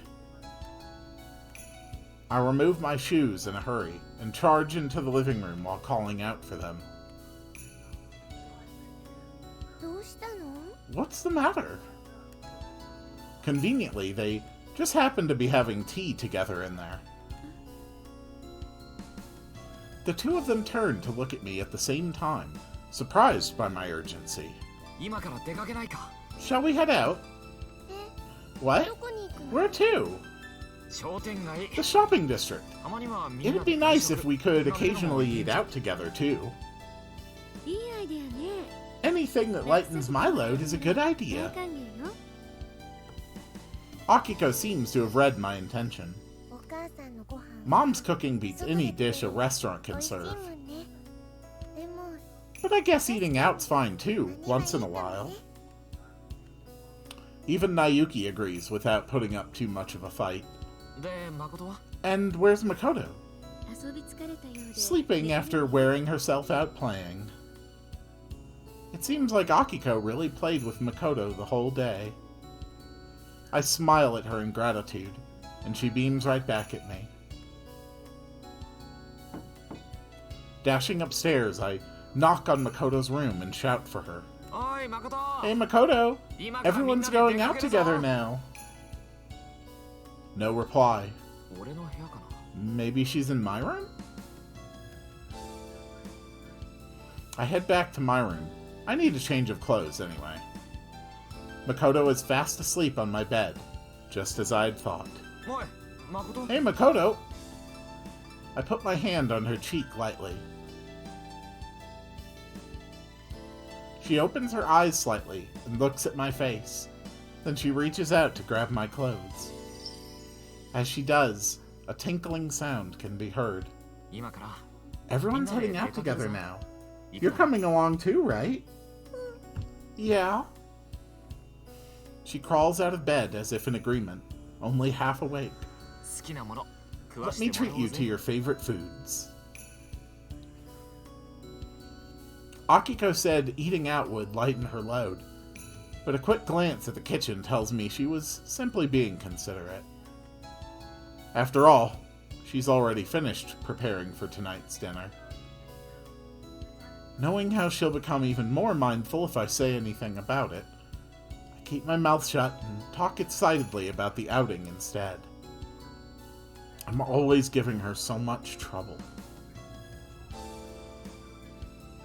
We end up having a lively dinner among scores of other families at the only family restaurant in town. Feels like it's the first time I'm seeing Makoto look so relaxed in a while. She doesn't smile anymore, but her happiness can be clearly felt. Nayuki's even taking the initiative to care for her. I'm sure we look like a happy family to the people around us. And I'm content with that. Now then. As we're about to head home, I make a suggestion. Shall we do that together? Do what? The sight of a brightly lit arcade entrance greets them as they turn their heads to look in the direction I'm pointing. What's that? A photo booth. It prints out photos you take on stickers. Nayuki explains what the booth does in place of me. My, that does sound interesting. Akiko is surprisingly open to new ideas for her age, though I'm sure she'd be mad at me if I ever told her that. I don't know how old she is. Again, I guess, like, 30 max. Alright, everyone, let's go. We couldn't have had better timing. The booth that's usually swamped with girls lining up for photos is now empty. We enter between the split curtains and arrange ourselves in front of the display panel. This booth is cramped. Yike! Mom, stop shoving! I'm about to get pushed out. Hey, you're blocking me! As we're pushing each other around for the best spot, I notice that Makoto isn't with us. Makoto, where are you? Turning around, I see her standing a distance away, staring dazedly at us. Right. Makoto is always like this, just standing outside and looking in on others having fun. After the lively commotion vanishes, she then projects herself into the situation all alone. And she cherishes the lonely photo, even when it depicts a mere illusion. There's no need to keep those photos anymore. 何やってんだよお前 What do you think you're doing? もう見てるだけじゃ You なく don't ていいんだよ have to just look in anymore, see? ほら You have friends to take pictures with now. 待ってるんだぞ Everyone's waiting for you, you know? Come on. 来いよ Makoto, let's take a photo together. Nayuki calls Makoto's name as well. 誠 Stand in the center, Makoto. お母さん I'll be a は side 私でいいから character. Akiko smiles at Makoto as she says that. Everyone's calling for Makoto. And in response... Waha! Her face lights up in happiness, and she slowly makes her way over. I tear up at the sight. よし Come on, to the center with you. I can't believe how happy she seems, even though she's lost most of her emotions. This is her dream. It's what she's always longed for. A warmth born from human connections. All she wanted was to feel that warmth from a comfortable place within it. Such a humble thing to yearn so strongly for. なんか Hey, we can add text to the photo. Nayuki squints at the instructions on the screen with the accompanying pen in hand. こんなものは適当にやれば Just put whatever. Anything's fine. I snatch the pen from her and start writing on the screen. これでいい Are you ready? おう Yep. じゃ撮るね Okay, let's take the picture. おう Sure. 誠も Ready, Makoto? Yeah. Nayuki presses the button in front to take the picture. At night, we light fireworks. It's Akiko's idea. She remembers Makoto mentioning that she wanted to do that someday. Though, if I recall, it was something she made up spontaneously to avoid getting scolded. Not that it matters anymore. I'll do anything that allows the four of us to spend time together.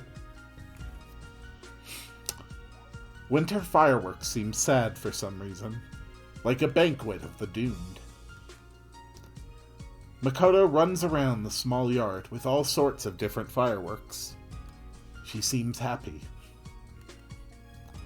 Her angelic profile, baked in the light of the fireworks, may disappear one day as well. The fireworks run out eventually, leaving a lonely-looking Makoto standing in the yard. 寒いからそろそろ It's 中に really 入りま cold. しょうね We should head back inside. 温かい飲み物 I'll で make a hot 入れる drink か for ら you. Akiko puts a hand on Makoto's shoulders. But Makoto keeps waiting for the next fireworks to be handed to her. The loneliness after a festival. When that sense of euphoria fades away as time passes, because the next offer of fun never comes. Before sleeping, Makoto and I fold paper airplanes together. I suggest it because I remember Makoto inviting me for the activity before. I'll let her play to her heart's content today. We have no folding paper, so I cut out 2 square pieces of paper from a notebook. ほら This one's yours, あ Makoto. I place one of the pieces in front of her. まず半分に First of all, fold the paper in half. I fold mine in demonstration. Makoto tries to do the same by mimicking my hand movements. Foot. Oh. She folds the paper not in half, but at a slanted angle. ほらもう一 Here, 度開いて open it back up again. Oh. 半分に Now, fold it in half. I show her how to do it again. Foot. It's slanted again. Is this game too much for her to handle? ほら Here, もう一度 open 開い it て back up again. Oh. 慎重にな Carefully こ now. こを持っててやるか I'll hold this part down for you. Foot. With my help, she manages to fold the paper in half. じゃあ開いて。 Okay, open it これ up. は Now all we have to do is fold along the line. Makoto's paper is full of creases, and it's not immediately clear which line she should be following. ここだぞ。 This is the この one. 線に合わせて Fold along this line like this. We work together to finish one paper airplane.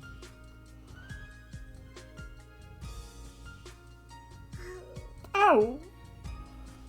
The finished paper airplane has creases all over, looking quite forlorn.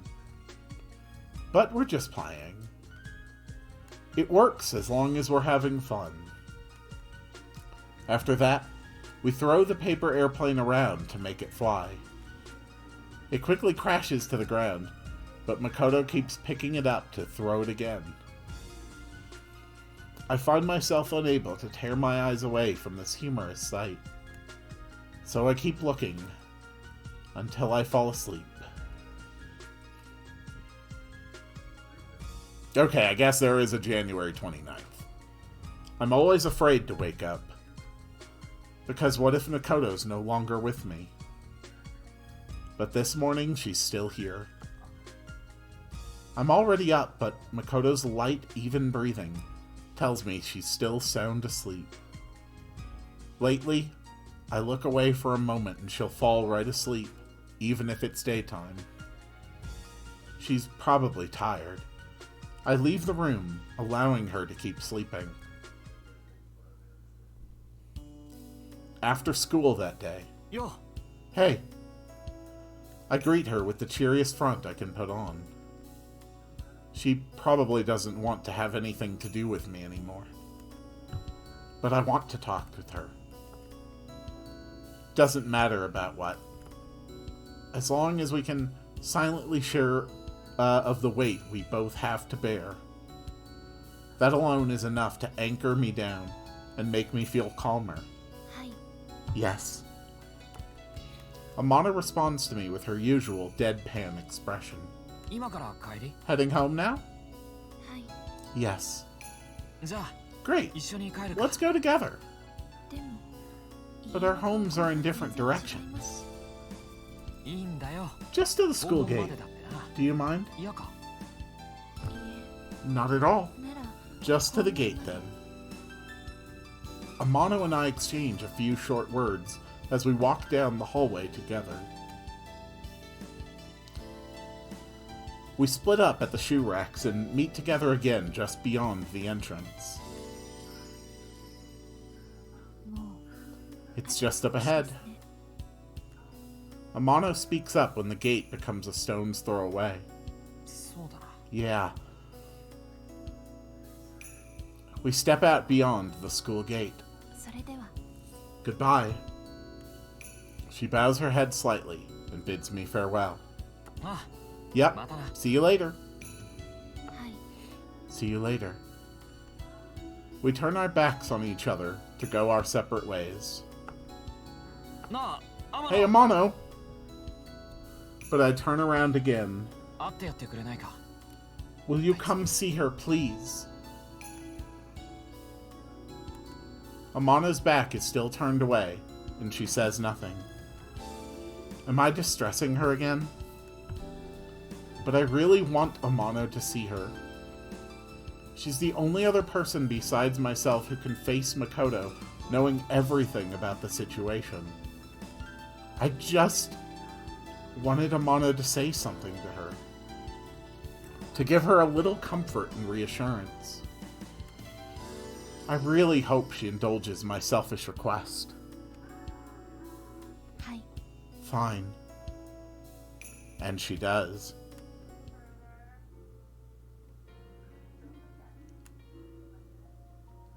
Makoto and Amano stand facing each other. Both are expressionless. Likely, Makoto really isn't thinking about anything at all. But I wonder what thoughts are running through Amano's mind right now. はじめまして Hello, 天野と言い my ます name is Amano. Amano decides to start by introducing herself. She waits for Makoto to do the same in return. I can't figure out what Amano's intentions are. It almost feels like she's trying to take a dig at herself. Makoto can't say her own name. This is something Amano should have realized the moment she laid her eyes on Makoto. Come on, tell me your name. Oh. She probably doesn't even know what she's being asked. Makoto keeps stammering and looking at Amano's face. What's your name? Amano repeats the question. She keeps her tone of voice soft and gentle throughout, even when Makoto responds fretfully. It is compassion from a person who completely understands what the other is dealing with. She doesn't mean to denigrate herself or be harsh to Makoto. It's the tenderness of a protector, a mother, if you will. When I realize that fact, all my misgivings about Amano disappear. Asking Amano was the right choice. I doubt I can ever achieve the state of mind she's in right now. A strength that is only born from the acceptance of a great pain. Just being able to see Amano like this already brings me great satisfaction. I'm confident she'll slowly return to the way she was, over time. Or, at least I believe as much. Makoto isn't trying to run away either, even though it's her first time seeing Amano.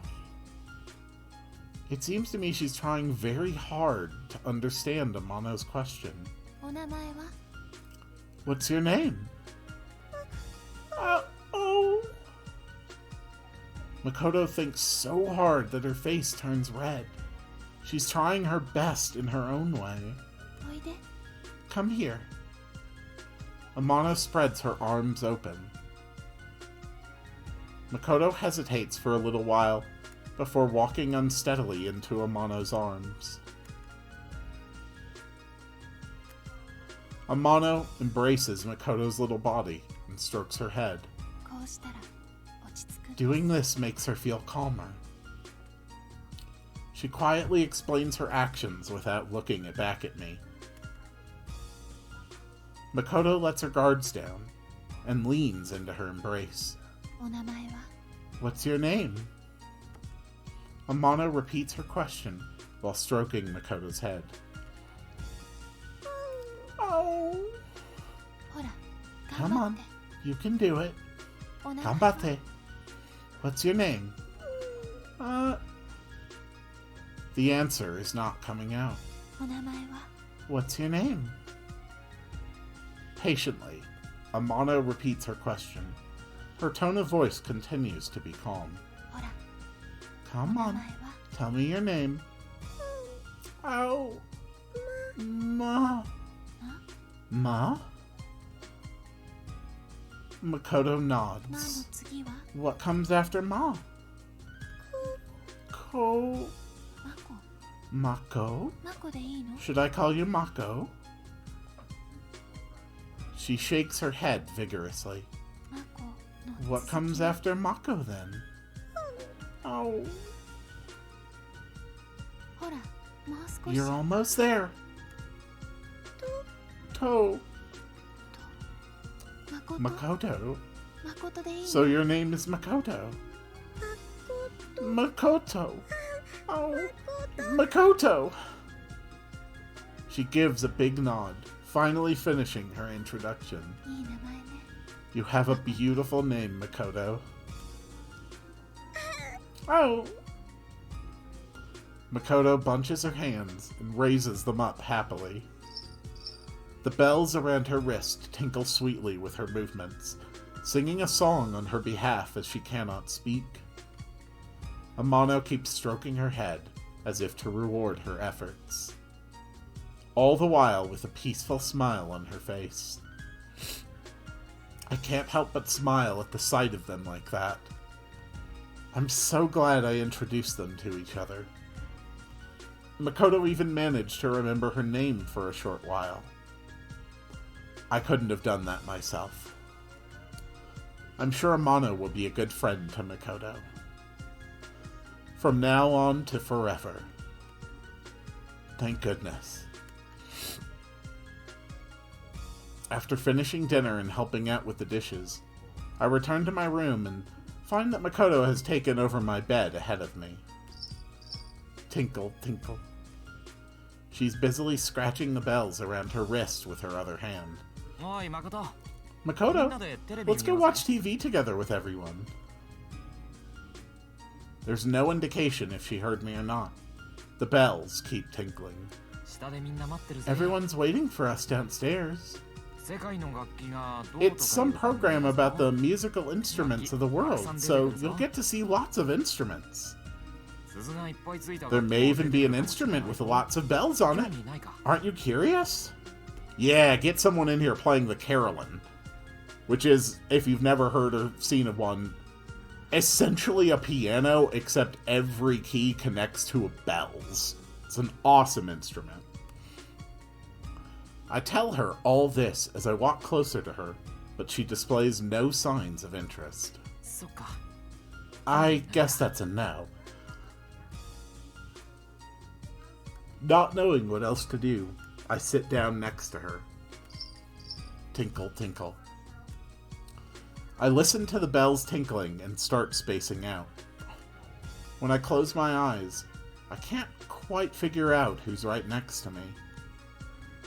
Though my own outstretched hand tells me this has to be the warmth of another person. Saturday, January 30th. Hey, Makoto. Makoto no longer responds.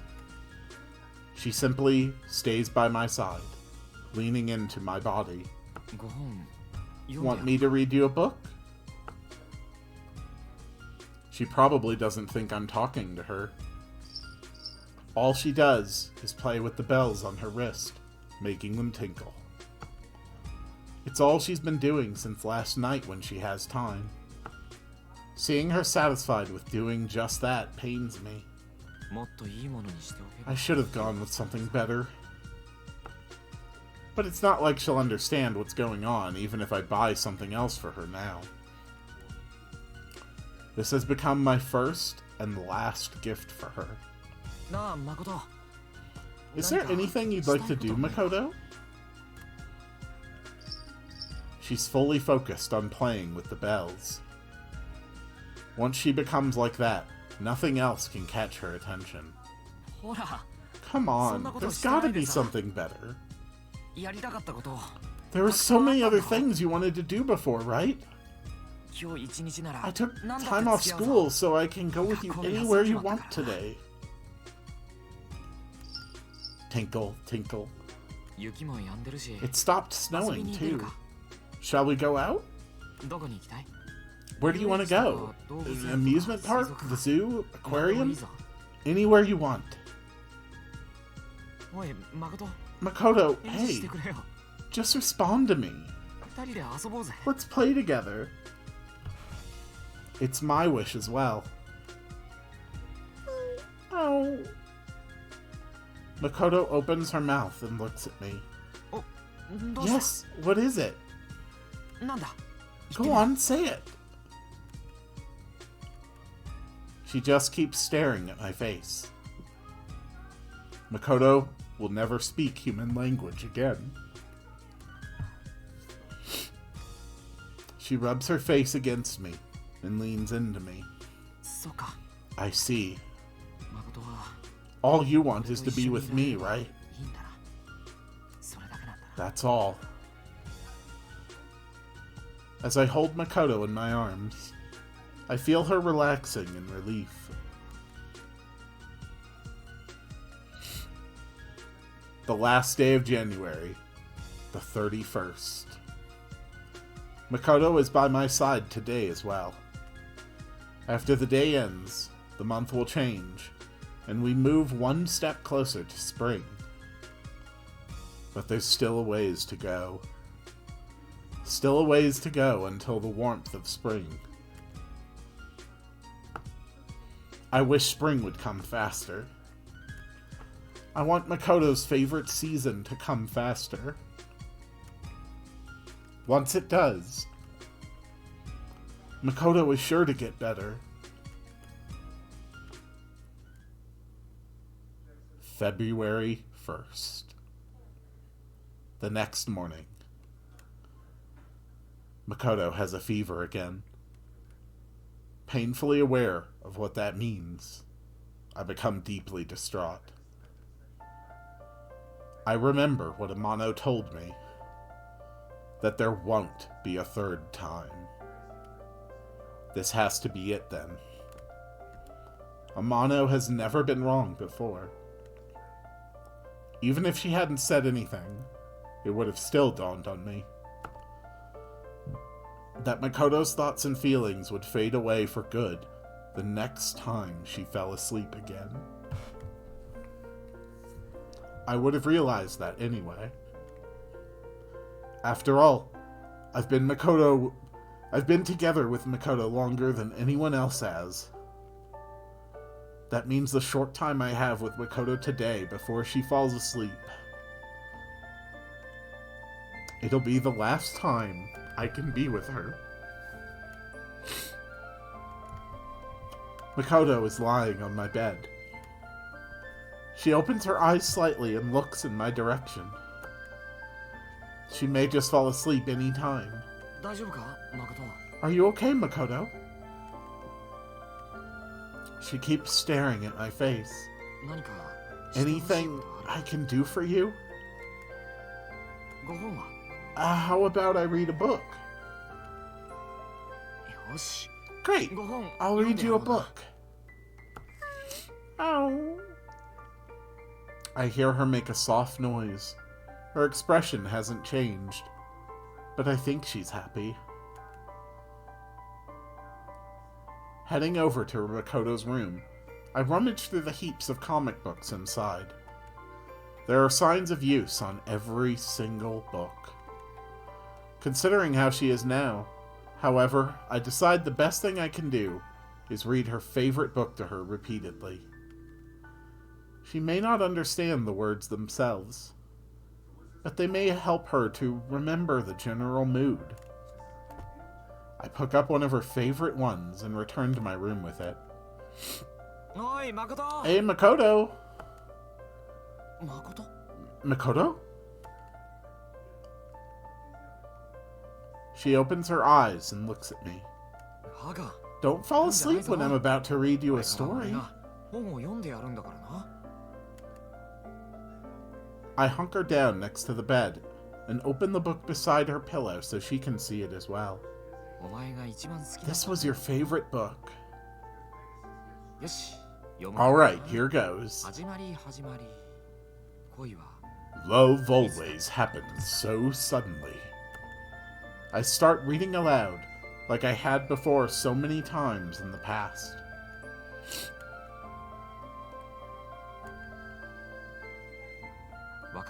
Okay, I promise to come for you. その時は And when I do, we can be together. 結婚しよ We can get married. 結婚したい。 I want to marry you. そうしたら Then ずっと we can be together forever. That was the last wish Makoto expressed in human words. う結婚しようか Will you marry me, Makoto? I stop reading the book and ask. Oh. She looks at me with sleepy eyes. Will you, Makoto? I hold out a finger, which Makoto grasps with her tiny left hand. そうか I see. よし That's great. I take that as her response. じゃあ出かけよ Then let's head out, うずっと so that we can be together forever.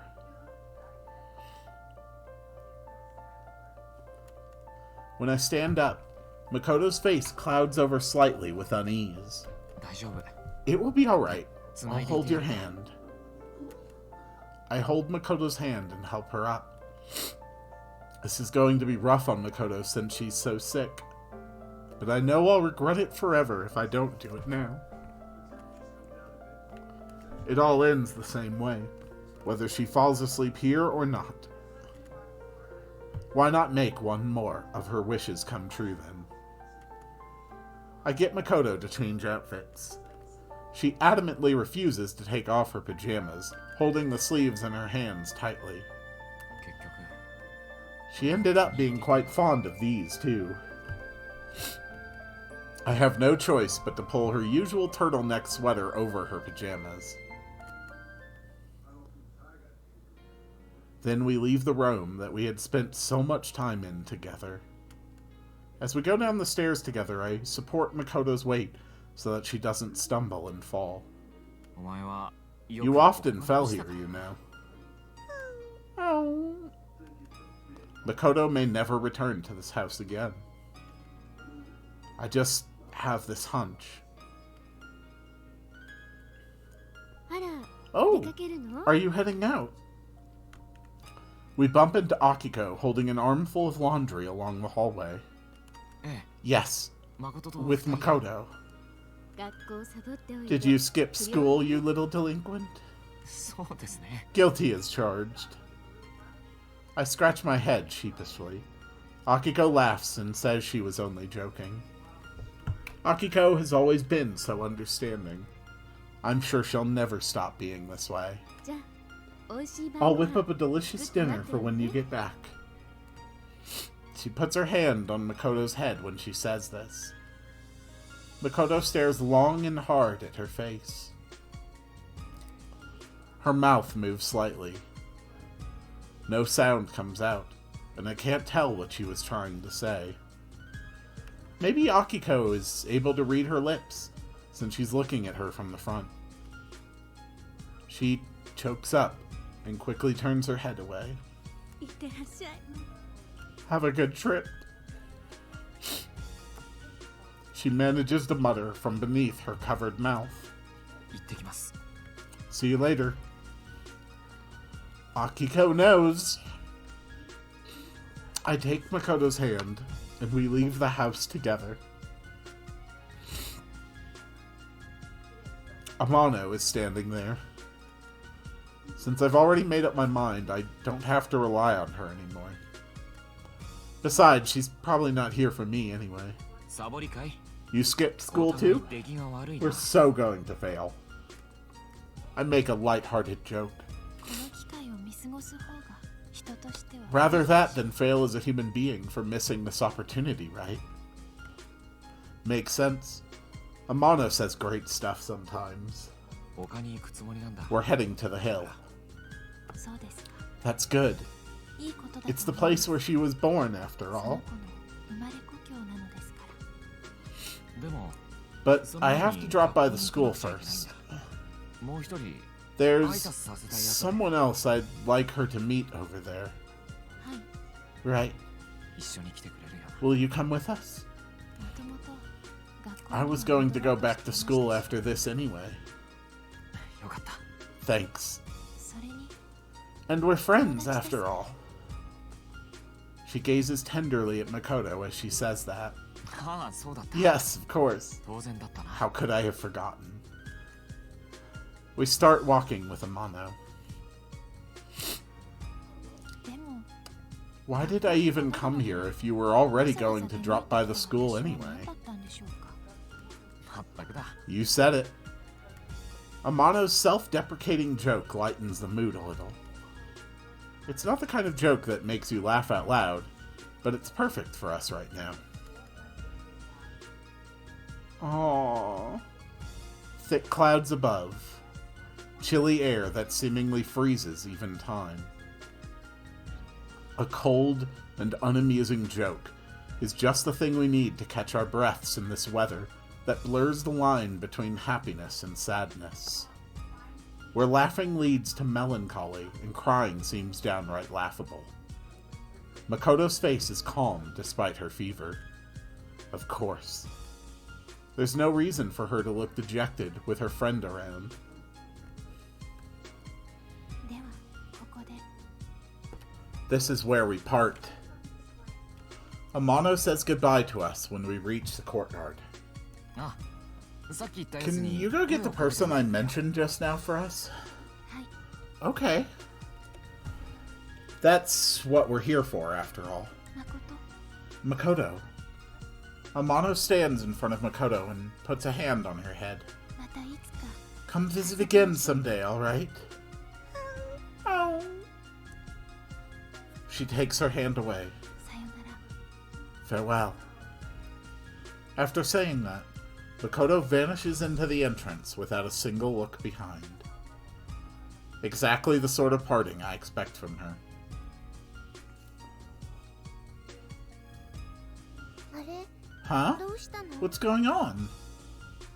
After a while, Nayuki shows up, surprised at the sight of us. Amano called her for us. いや、なんでもない。 Nothing. We're just here to visit and play.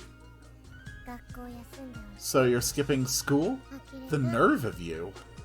いや、 I mean, 礼を言いたかったんだ。 we're here to thank you. I correct myself. 礼 Thank me? そんなもの For what? 言われる Makoto tugs at the hem of my shirt, as if to say that it doesn't matter. いや、 Never やっ mind. ぱ遊びに来たん We're だ。 just visiting for fun. I recorrect myself. そう Whatever you say. I don't have much time left in my break. What would you like to do? Nayuki asks Makoto. Lunch break is indeed about to be over in 10 minutes. Makoto and Nayuki start playing in the snow together. I watch them from a distance, seated on a stone step. I think they're making a snowman. I hope it turns out well. Both of them are rather clumsy, after all. じゃあね Bye, you two! The bell rings, and we have to go our separate ways. Makoto is holding the snowman they made together close. おう、ありがとう。 Thanks for spending time with us. I express appreciation on behalf of Makoto. I just had to thank her in the end. You're welcome.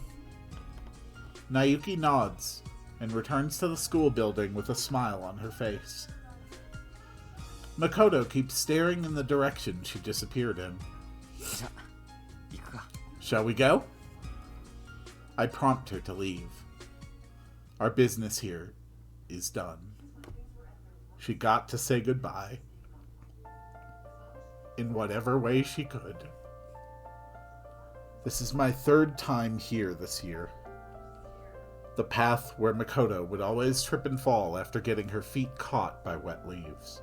ほら、 Come on, 足元を見て。 watch your step carefully as you walk. Makoto takes every step with great care. She still slips, but doesn't fall as I'm holding her shoulder firmly. She'll never fall again with me by her side. It's pretty cold. One side of the hill is enveloped in mist. Our white breaths seem to blend into the atmosphere. Makoto and I enjoy the breeze quietly for a while, feeling each other's presence through the warmth of our hands. The world changes as we look up into the sky, and man-made structures disappear from our sights, leaving us in a world where we only have each other to trust. Ow. I hear her voice and feel a tug on my coat. どうした？ What's the matter? When I return my gaze to reality, I see Makoto staring at what I'm holding. もっと。 Right. Sorry. Sorry. 悪い。 It's a bag of meat buns. Makoto would have been so focused on eating the buns while walking that she would have been a danger to herself, so I held on to them. 好きなだけ食え。 Eat as much as you like. I pop one into her opened mouth. Makoto puts down the snowman she had been carrying carefully and starts munching away with gusto. I bought so many buns that there's no way she can finish them all. I reach out to take one for myself. When there are a few cooled meat buns left, we throw ourselves down to the ground. The sun is low in the sky, and it covers the land and us in a reddish sheen. I turn to look at Makoto beside me. Her eyes are glazed over, and she looks sleepy. Shall we begin? Makoto, are you awake? Take this. I poke a finger at Makoto's cheek that she has laid on my chest. She finally notices it and looks at my face. Let's begin. I whisper to Makoto while looking straight at her. This is our wedding ceremony. There's just no way I could afford a full wedding dress. The only thing I can give Makoto is the wedding veil.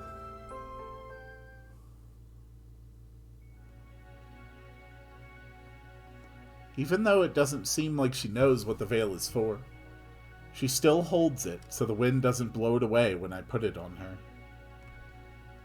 And that is enough for me. The only attendee is the snowman Nayuki made. It's embarrassing because it's like Nayuki is watching. I can also see that the melting snowman has his own problems to contend with. But it's still here, putting up a brave front in order to celebrate with us, just like its maker. I stand tall against the cold winds to declare my vow of eternity. Makoto listens to me as if she's listening to a song. I'm confident I've fulfilled Makoto's wish with this. Makoto, when you first appeared, you hated my guts. All because I let you have a taste of human warmth for a brief moment. Back when you were still pure and guileless. And then you came back. You wanted to bask in that warmth once more. You romped about and badgered everyone like a child. Were you happy, Makoto? Were you happy to be with us as family, despite everything? Were you happy the person you hated so much was always by your side? Was everything worth it? I know you must have been happy to realize that, in the end, you truly loved everyone. That I loved you too, even if it seemed like, on the surface, we were always fighting. But you were always a bit of a contrarian, so I'm a little worried. Makoto. I pull her tiny body in for a hug. Let's be together forever. A strong gust of wind blows the white veil out of Makoto's hand, and it dances into the distant sky. Ah! Makoto lets out a soft whimper and stretches her hand out. But she doesn't catch it. Oh! So she starts to cry. Tears roll down her cheeks, and she sobs like a little child. Oh dear. Don't cry, Makoto. The veil isn't important at all. Today is our wedding day. We should be celebrating. We're a true family from now on.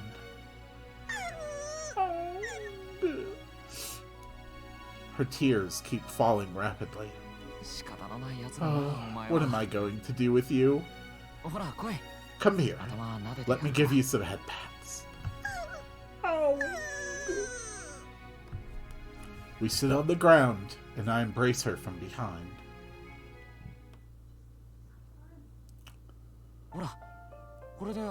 Let's play with this, Makoto. In an attempt to humor the inconsolable Makoto, I flicked the round bells around her wrist. チリンチリン See? ってな。 They're tinkling. Tinkle, tinkle. The bells tinkle pleasantly. Oh. Makoto looks down at the bells. Her cheeks stop trembling. ほら、 Go 誠 on. もチリンチリ Make ン the してね。 bells tinkle. お前、 You So loved you playing with have to him ask like what that, I didn't you? Oh. Makoto curls her hand up like a cat and starts scratching the bells. Tinkle, tinkle. Oh. Once she gets the bells to tinkle, she keeps scratching them to keep the sound going. Tinkle, tinkle, tinkle, tinkle. Makoto becomes engrossed in the activity. Tinkle, tinkle, tinkle, tinkle. Tinkle, tinkle, tinkle, tinkle. Tinkle, tinkle. The sound becomes like a lullaby to Makoto, and she slowly starts closing her eyes. 誠 Makoto? Tinkle, tinkle. The interval between each tinkle slowly grows longer. おい、 Hey, 誠 Makoto. Oh. She makes a sound in response and opens her eyes again. Then she goes back to scratching the bells with all her might. Tinkle, tinkle, tinkle, tinkle. Tinkle, tinkle, tinkle, tinkle. Tinkle, tinkle, tinkle, tinkle. Tinkle, tinkle. Tinkle, tinkle. Tinkle. The tinkling sound stops. おい、 Makoto, 誠寝るなよ。 don't fall asleep, Makoto. I press her cheek with a finger and twist it around. Oh. ほら、 Come on, 鈴で遊 play ぼう with ぜ。 the bells. I shake her wrist for her. Tinkle, tinkle. 楽しいぞ。 It's fun, Makoto. 誠 In imitation of me, Makoto lifts up her hand and weakly taps the bells with a finger. Tinkle. そうそう。 Great! 今度 Now it's my 俺 turn. の番だな。 I flick the bells with my finger as well. Tinkle. The bells tinkle pleasantly. ずっと Let's play this game forever. Shall we, Makoto? 次。 And now it's your turn. 誠 Makoto, ほら、 it's your 俺の番だ turn. って。 Can you 聞 hear いてる me? のか。チリンチリンって Tap the 欲しくんだ bells よ and make them tinkle. どうしたんだよ。 What's wrong, Makoto? 誠 Makoto? 誠 Makoto!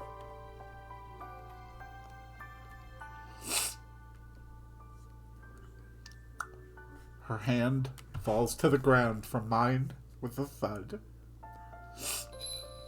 and a tinkle.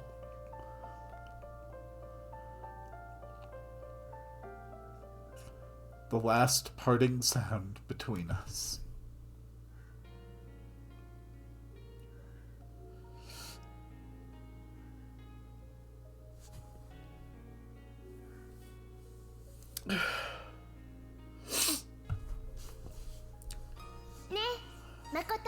Anyway, there's the good ending for Makoto. 真ん中来なさい。お母さんは脇役でいいから。よし、真ん中入れよ。 Oh god. じゃあ撮るね。 Even when I know the story and how the beats go. 誠もいい？ Yeah, that's rough.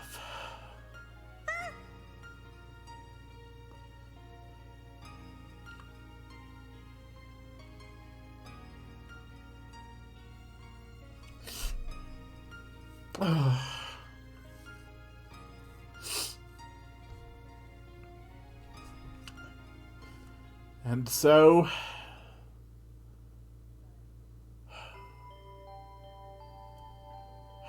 we have reached the epilogue. I returned to the normal daily life that I'd almost forgotten about. What I once felt was mind-numbingly dull started feeling right once I got accustomed to it. Like a rehabilitated body becoming comfortable with itself again. In this state, every little surprise and discovery seems fresh and new. Daily life has always been a collection of these little things, so it's no surprise that it can be fun. Drifting gently along the stream of time like this is not a bad way to live at all. At around the start of spring, a cat moves itself into the empty room in the Manase household, surprising everyone. It's Piro. He prances around the house as if nothing happened, much to everyone's bewilderment. We think he may have been out there making kittens, being a male cat and all. He shows no sign of wanting to leave, so he becomes the Manase's house cat again. Konnichiwa. Hello. Amano greets me. Konnichiwa. Hello. I greet her back. いいお日柄ですね。 Lovely day, isn't it? 浜野は相変 Why わら do ず you always talk like an old lady? ひどいですね。 Don't be so 物 mean. 腰が上品 I'm な just 時 being は well-mannered. Amano and I talk sometimes when we encounter each other, 約束は守って so く it ださってい seems る you're ようです keeping ね your promise. ああ元気 My だけが energy level is あ my れよ only redeeming quality, after all. 心配ないよ Don't worry about me. そうですか。 That's good to よ know. かったです。 I feel like Amano has become more cheerful as well, due to my influence. That makes me happy. またあの子たちは Do you think those foxes are running around on that hill again? だろうな Probably. Though we can't see it from here, we still turn to look in the direction of the hill.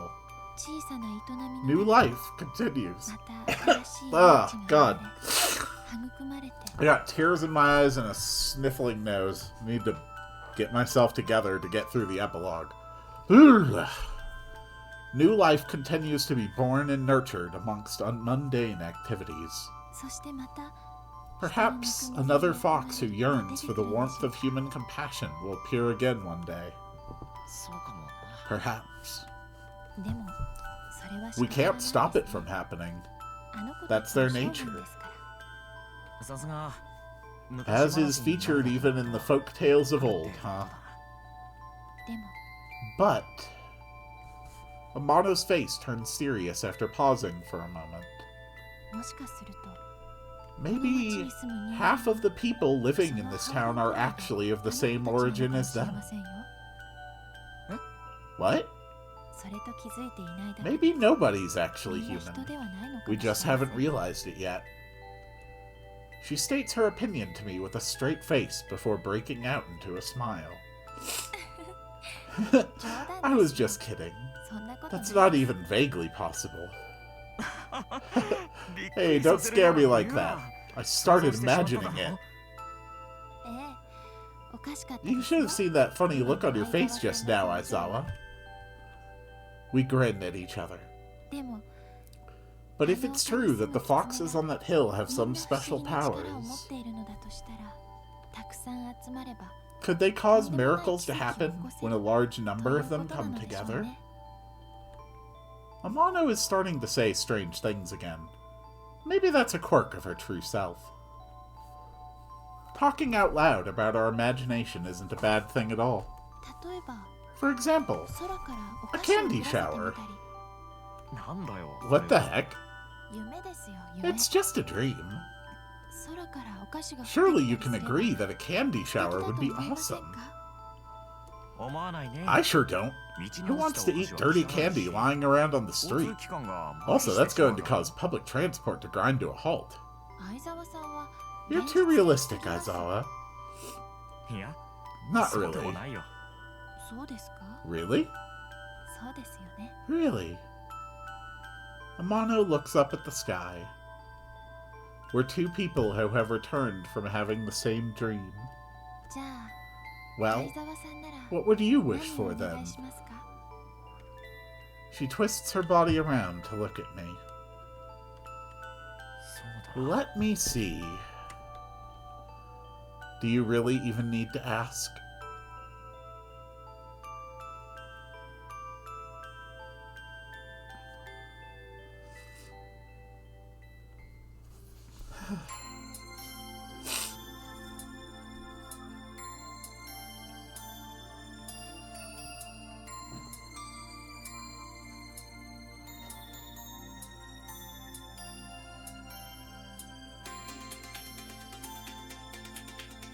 And that was Kanon. She fought like hell for it. She fought like a demon for it. She gave up her life and she gave up her memory for it. And in the end,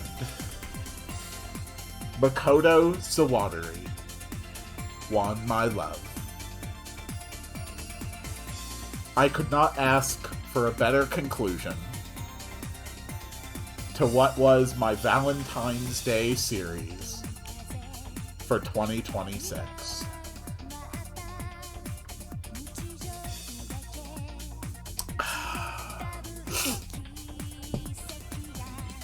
Yeah, that was a hell of a thing.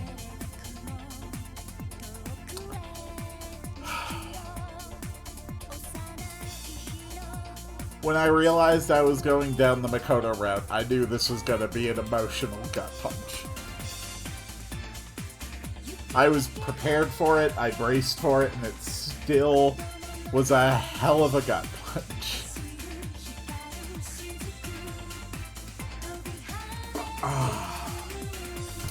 But I think it was worth it. I think that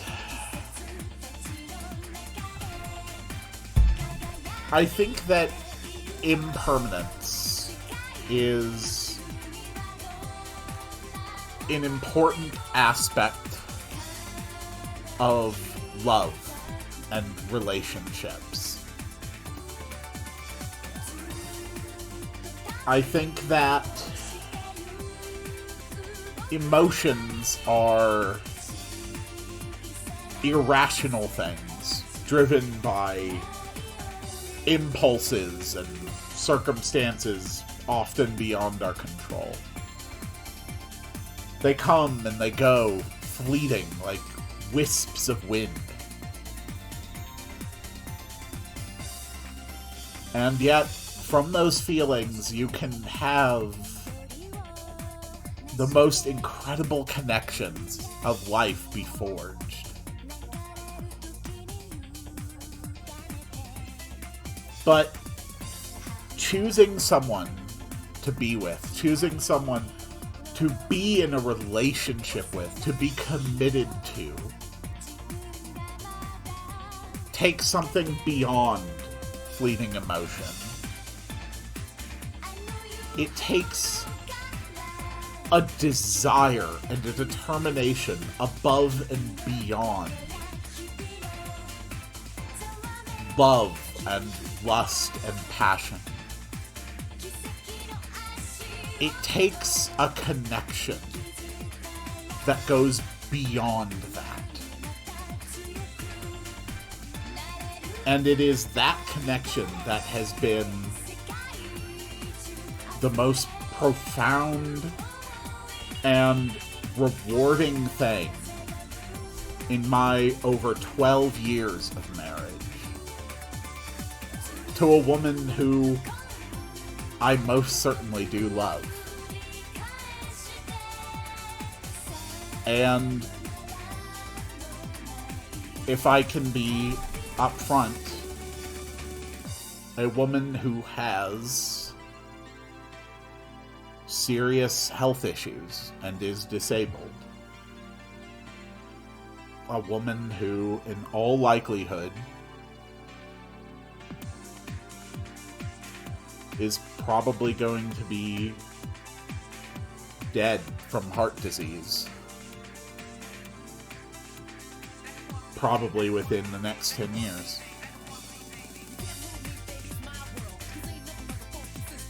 It takes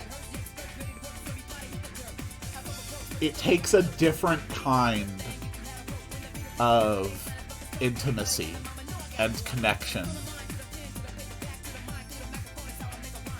to forge that kind of relationship, to hold on to it, to keep it strong, to not merely endure it, but to continue day by day to raise it to ever greater heights.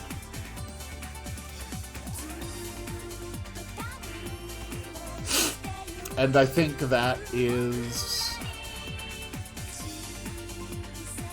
the reason that the Makoto route was so perfect to wind up in for me. And one of the reasons that it touches me so profoundly.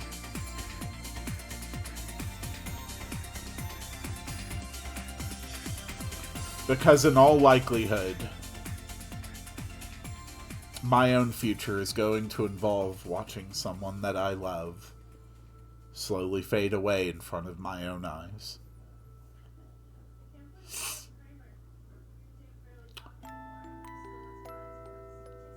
And yet I would not trade away my days until then for anything.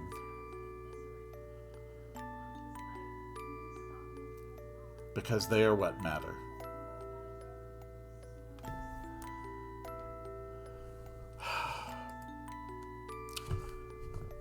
Thank you all so much for watching. Sorry I went a little serious at the end there, but if I didn't express that somehow, somewhere, it would have just kept lingering inside my head and my heart for quite a while. This was a healthier way to process that. I hope that this was enjoyable to you. I really do. And,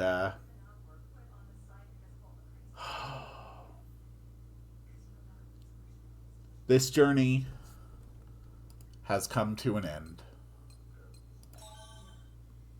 But there are more that yet lie ahead. Thank you all so much for watching. And I will see you all on the next one.